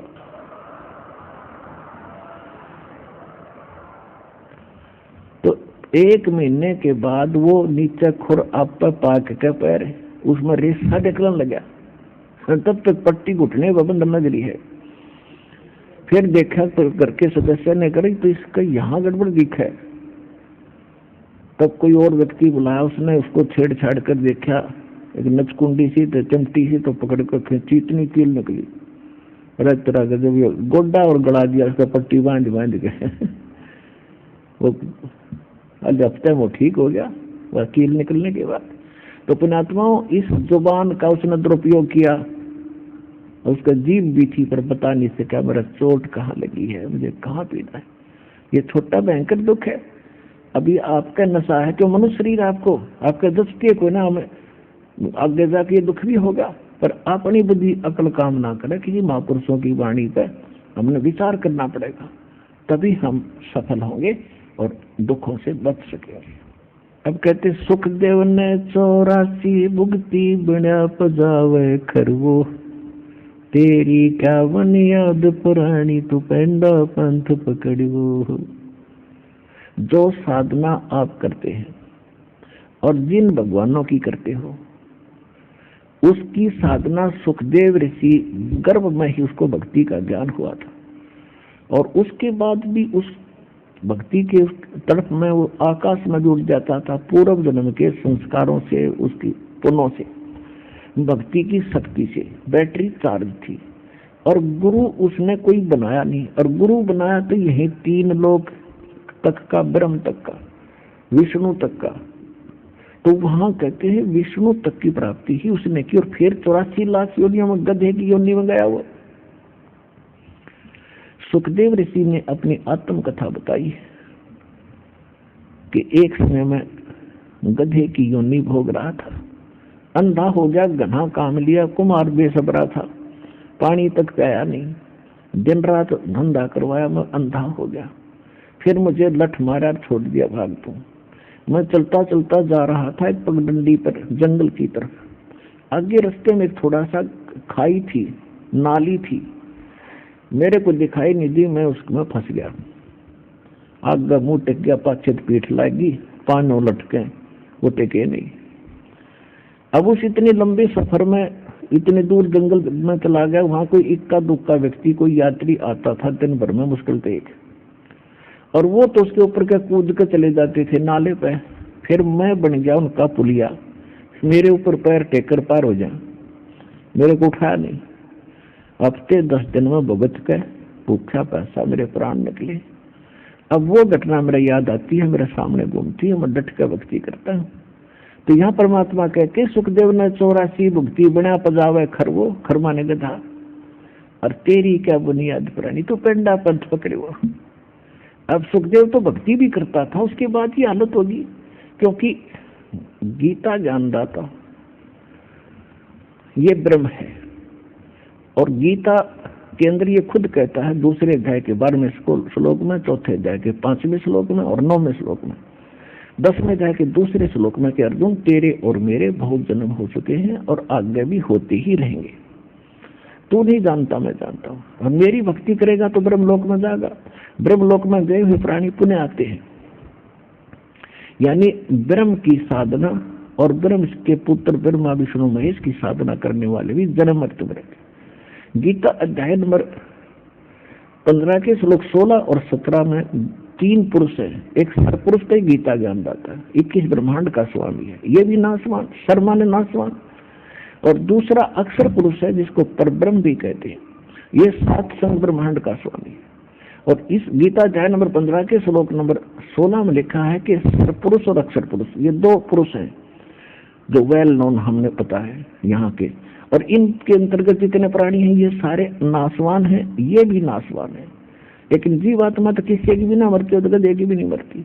फिर बताया कि उत्तम पुरुष है तू अन्य परमात्मा इति उदाहरते 17वें श्लोक में 15वें अध्याय की गीता में। और ये लोग तेरे में अवश्य विभक्ति अवैश्वर है, वो परमात्मा है जो वास्तव भगवान है, सबका धारण पोषण करने वाला है, और जिसको परमात्मा कहा जाता है वो वास्तव में अविनाशी है।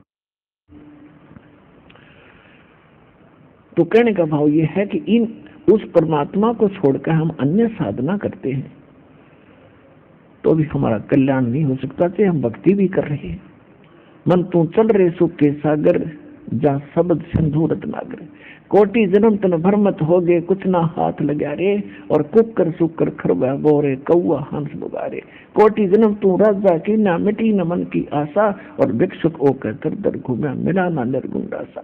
इंद्र कुबेर ईश की पदवी ब्रह्मा वरुण धर्मराया, और विष्णुनाथ के पुर को जाकर तो फिर भी वापस आए। असर जन्म तन मरता हो गए, जीवित क्यों नाम रह रे, द्वादश कर मध महल मठ मोरे, बहुर ना दे घर, दोजक भीष्ट सभी ते देखे राजपाट के रसिया, और 3 लोक से तरपत नाही, ये मन भोगी खसिया। सतगुर मिले तो इच्छा मिटे, पद्मन पदे समाना, और चल हंसा उस लोक पठाऊं जो आज अमर स्थान। 4 मुक्ति जा चंपी करती माया होरी दासी, दास गरीब अभय बद पर से, वो मिले राम अविनाशी। अब क्या बताया है शब्द में,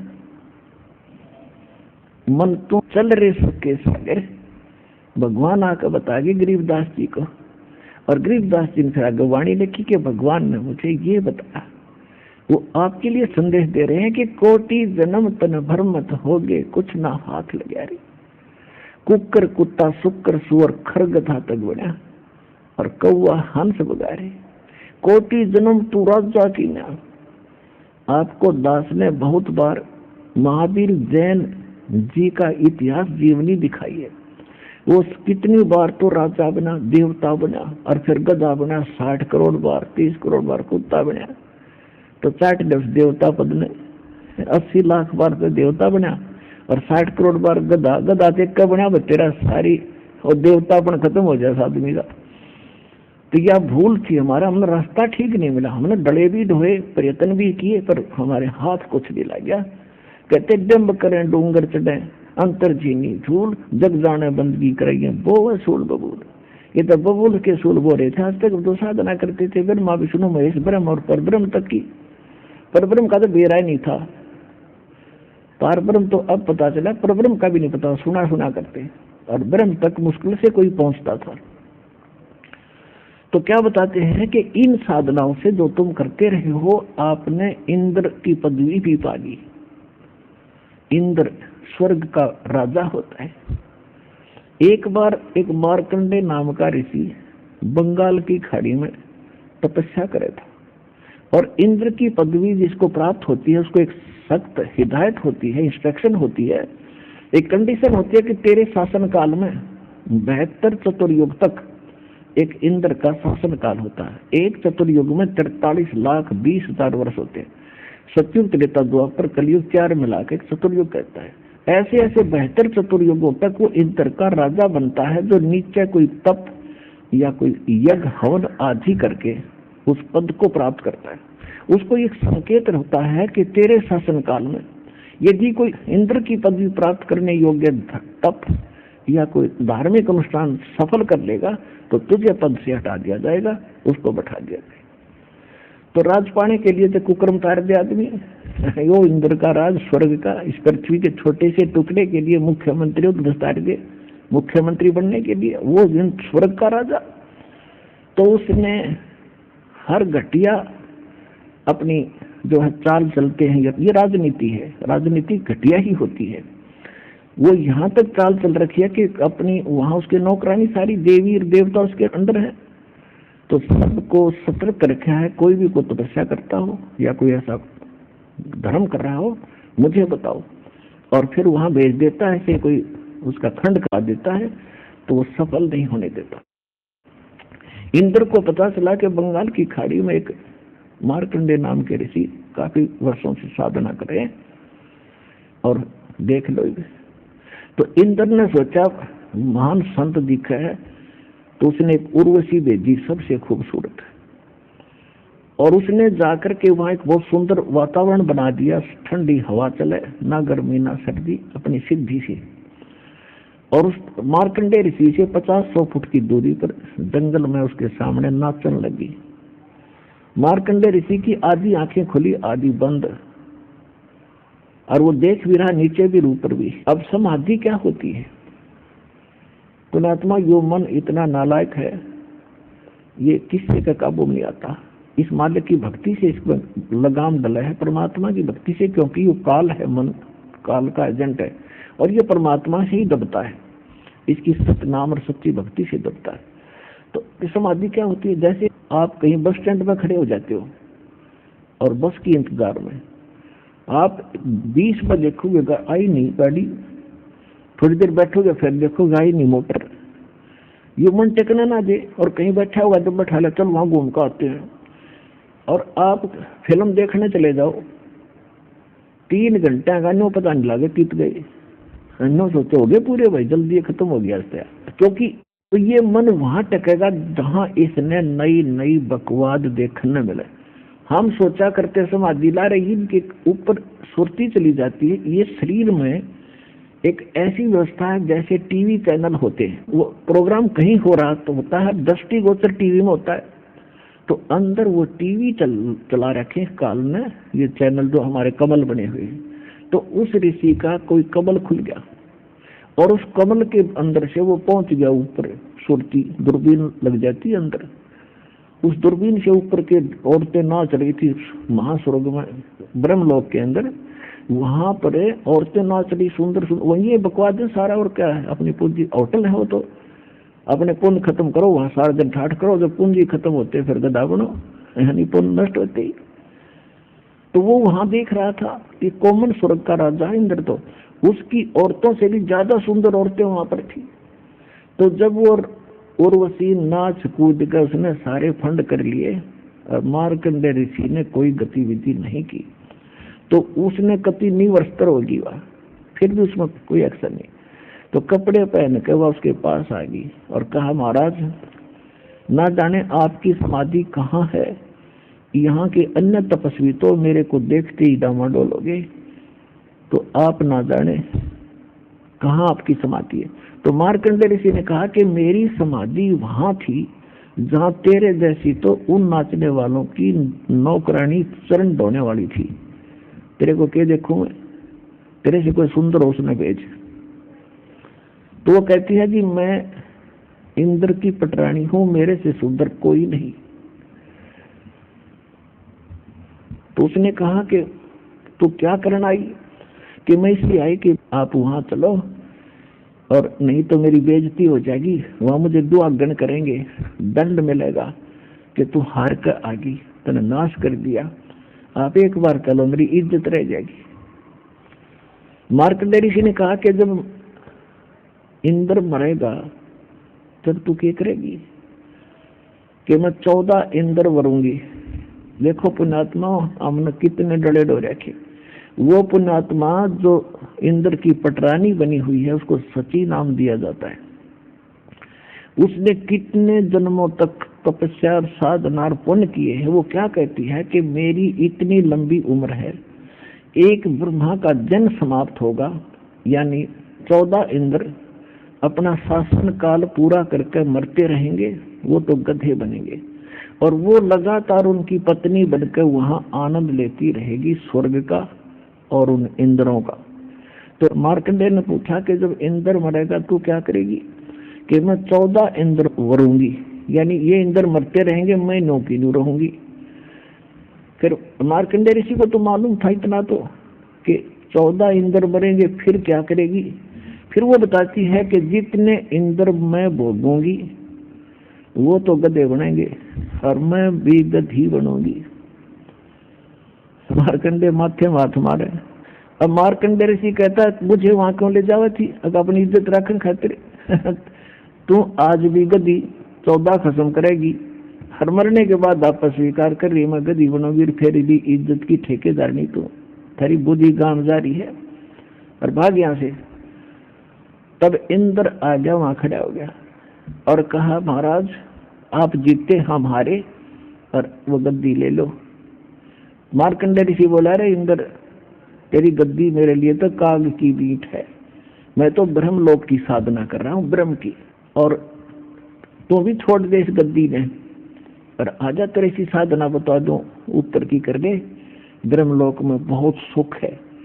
अब जैसे गीता अध्याय नंबर 7 के श्लोक 12 से 15 में गीता ज्ञानदाता ये ब्रह्म है, ये कह रहा है कि तीनों गुणों के उपासक राष्ट्र स्वभाव को धारण किए हुए मनुष्यों में नहीं दूषित कर्म करने वाले मूर्ख ये मेरी भक्ति बना करते। और 7वें अध्याय के 16 से लेकर 19 तक कहा है कि ये 4 प्रकार के मेरी भक्ति करते हैं, उनमें से ज्ञानी श्रेष्ठ है और वो ज्ञानी मेरी भक्ति करते हैं इसलिए मुझे अच्छे लगते हैं और वो उनको मैं अच्छा लगता हूँ। लेकिन इनको तत्वदर्शी संत न मिलने से मेरे वाली घटिया अनुत्तम गति यानी मोक्ष समय ही तक आश्रित रहे। फिर 7वें अध्याय के 19वें श्लोक में बताया कि बहु नाम जनवाना मनते ज्ञानवान माम प्रपते और वासुदेव सर्वमिति सहमात्मा सुदुर्लभ है, कि वो तत्वदर्शी संत नहीं मिला जो बता दे कि वासुदेव की भक्ति करो वही सब कुछ है, ये अन्य ब्रह्म और सरपुरुष ब्रह्म अक्षर पुरुष पर ब्रह्म और ब्रह्मा विष्णु में इसकी भक्ति से मुक्त नहीं हो सकते। तो ये बताने वाला संत बड़ी मुश्किल से मिलता, जब तक वो ना मिलेगा ये रोग कटे नहीं। तो कहने का भाव ये है कि जो दास आपको बताना चाहता है। तो मार्कंडेय ने वो फाइनल मान रखा था कि ब्रह्म लोक में जाएंगे ऋषि तो अच्छा सुख है वहां पर। अब ब्रह्म लोक में गए हुए प्राणी भी पुनः जन्म मृत्यु में आते हैं। फिर भी इस जो आज दास समझाना चाहता है इसके लिए इतना ही काफी था। अब इसमें क्या बताया है कि जैसे एक ब्रह्मा जी की मृत्यु होती है, एक ब्रह्मा जी की आयु है 100 वर्ष की, और इनके वर्ष कैसे बनते हैं, जैसे 1000 चतुर्युग यानी 14 इंद्र का शासनकाल और एक दिन 1008 चतुर्युग का होता है। 72 गुणा में 14 1008, लेकिन इसको लमसम 1000 चतुर्युग का माना जाता है। और इतने ही रात्रि होती है। तो इस प्रकार 30 दिन रात का एक महीना बनता है ब्रह्मा का। और फिर 12 महीने का ऐसे बने हुए दिन, ऐसे बने हुए महीने 12 महीने का एक वर्ष, और ऐसे बने हुए 100 वर्षों की ब्रह्मा जी की आयु। ब्रह्मा हुआ नासवान। फिर 7 ब्रह्मा की मृत्यु के बाद एक विष्णु मरेगा, विष्णु जी नासवान हुआ। और 7 विष्णु के बाद एक शंकर का विनाश होगा, तो शंकर जी भी नासवान हुए।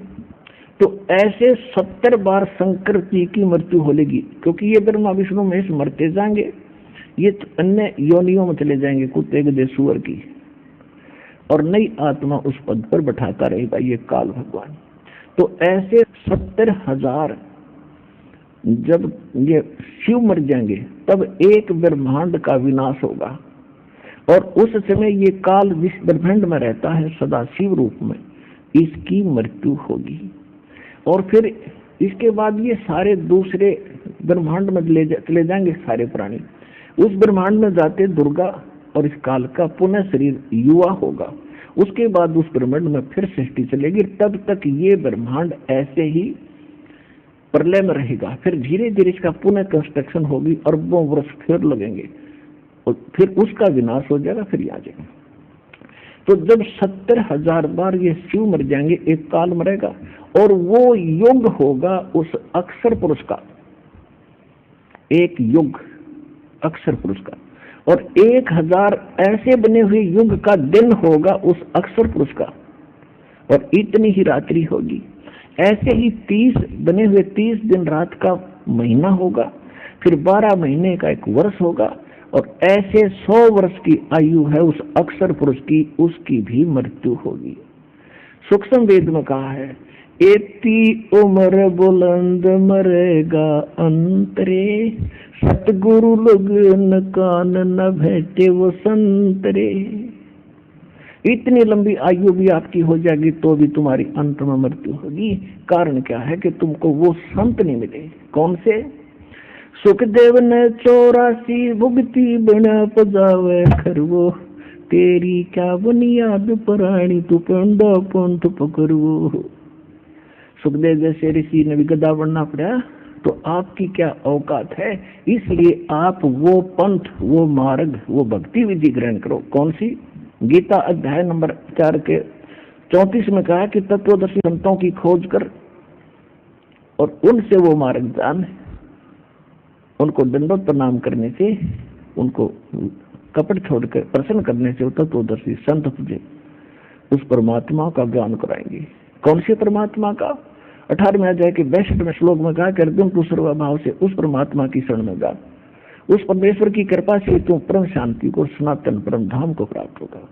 15वें अध्याय के 1 से लेकर 4 श्लोक का निष्कर्ष है कि उल्टे लटके हुए संसार रूपी वृक्ष के जो सभी अंग बता देगा, भाग बता देगा, वो तत्वदर्शी संत होगा। उसके पश्चात 4थे श्लोक में कहा 15वें अध्याय के कि उसके पश्चात परमेश्वर के उस परम पद की खोज करनी चाहिए, जहां जाने के बाद साधक फिर लौटकर कभी संसार न करे।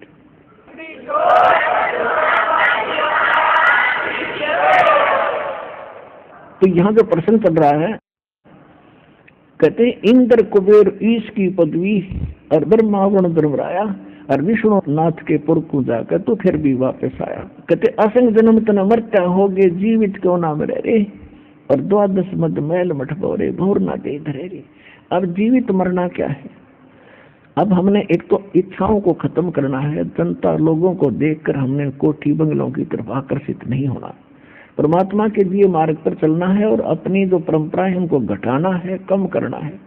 ब्याह शादी में बकवाद नहीं करनी। तो एक तो ये है संसार के से हटकर चलेंगे, और दूसरा ये है कि यूं सोच लो, जीवित मरना इसको कहते हैं दूसरे शब्दों में। जैसे एक व्यक्ति रात्रि में जा रहा था, नाइट सर्विस पर जा था, वापस आना था, कोई घना जरूरी काम था, यानी रात को भी उसने अपने काम में लेना था, और रात्रि में वो दुर्घटनाग्रस्त हो गई, वह बस जिसमें वो सफर कर रहा था वो व्यक्ति मर गया। अब वो कितना जरूरी काम मान रहा था कि वापस नहीं आता, नाश हो जाएगा।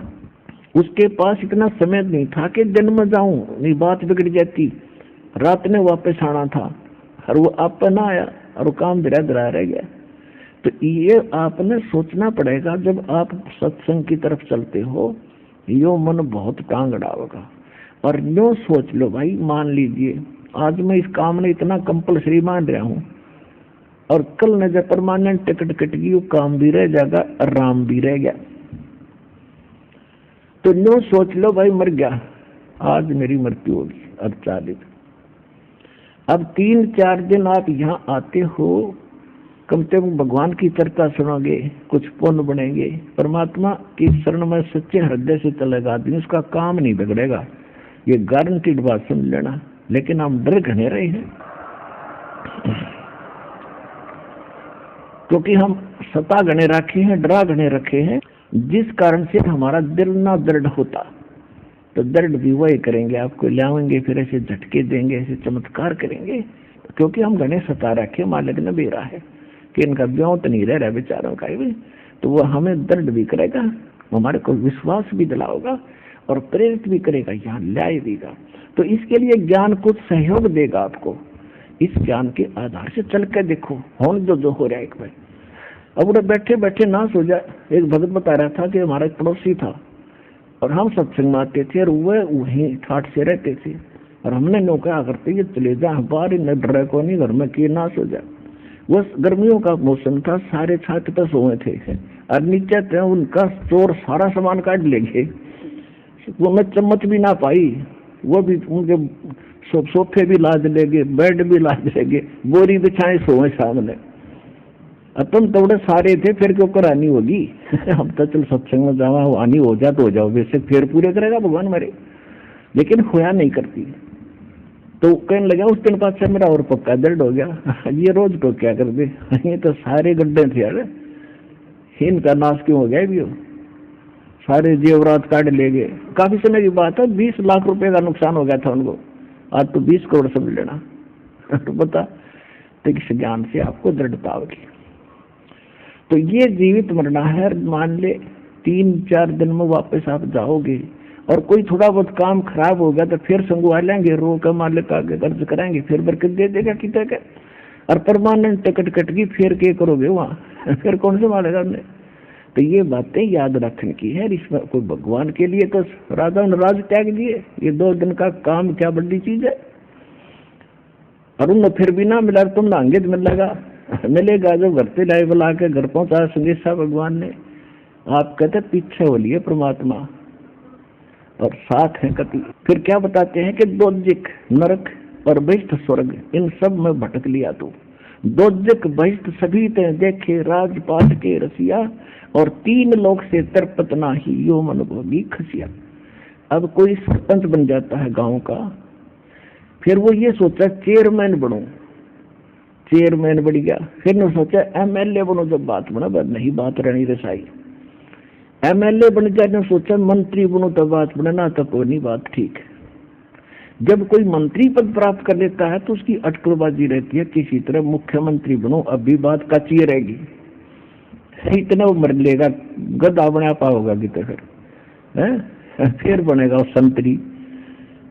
तो पुण्यात्माओं ये बात याद रखो। परमात्मा कहते हैं दोजक भैष्ट सभी देखे, राजपाट के रसिया, और 3 लोक से तरपत नहीं, इसका सब्र नहीं है, 3 लोक भी दे दे मन पापी ने, ये मन भोगी खसिया। फिर कहते हैं सतगुरु मिले तो इच्छा मिटे, कोई संत मिलेंगे तो ये इच्छाओं को कम करेंगे, ये छांग देंगे, उस जैसे कीकर ने छांग दिया, पेड़ ने छांग देता है माली, ताकि आगे बढ़े। तो हम चारों तरफ फैल गए। हमने सेट होना पड़ेगा आगे बढ़ने के लिए। आम के पेड़ को भी माली काट देता चारों तरफ से ताकि ये ऊपर को चले और यहाँ खराब ना हो। तो सतगुरु मिले तो इच्छा मिटे पद मिल पदे समाना, और चल हंसा उस लोक पठाऊं जो आदि अमर स्थान। फिर क्या बताते हैं कि सतगुरु मिले तो इच्छा मिटे पद मिल पदे समाना, संत मिलेंगे तो सही पद माने। यहाँ पद मिल पदे समाना के दो अर्थ है। ये है सुख संवेद, ये उस दूसरे वेद से भी जटिल है, इसको समझना कोई बालकों का खेल नहीं। पद माने एक तो पद्धति यानी वे ऑफ वर्शिप, पूजा की विधि, और दूसरा पद वो कि गीता अध्याय नंबर 15 के श्लोक 4 में कहा कि तत्वदर्शी संत प्राप्ति के पश्चात परमेश्वर के उस पद की खोज करनी चाहिए, परम पद की, जहां जाने के बाद लौट कर साधक कभी संसार में नहीं आते। तो यहाँ ये सूक्ष्म वेद की वाणी जो बता रही है कि सतगुरु मिले तो इच्छा मिटे और पद मिले, ये सही भक्ति पद्धति मिले, और पद मिल पदे समाना, उस पद में समा जाओगे जहां जाने के बाद फिर वापस नहीं आते। पद मिल पदे समाना और चल हंसा उस लोक पठाऊं, जो आदि अमर स्थान, शाश्वत स्थान में ले जाऊंगा। फिर क्या कहते हैं वहां कितना सुख है, चार मुक्ति जहाँ चंपी करती, यहाँ की चार मुक्ति तक खत्म होने वाली है और वो सदा रहेंगी। चार मुक्ति जहाँ चंपी करती और माया होरी दासी, दास गरीब अभय पद पर से, वो मिले राम अविनाशी। कि चलो सतलोक में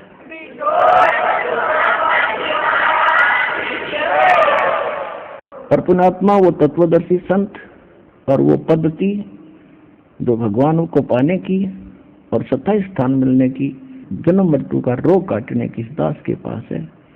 आओ और ग्रहण करो। हम पलकें बिछाए बैठे आपके लिए।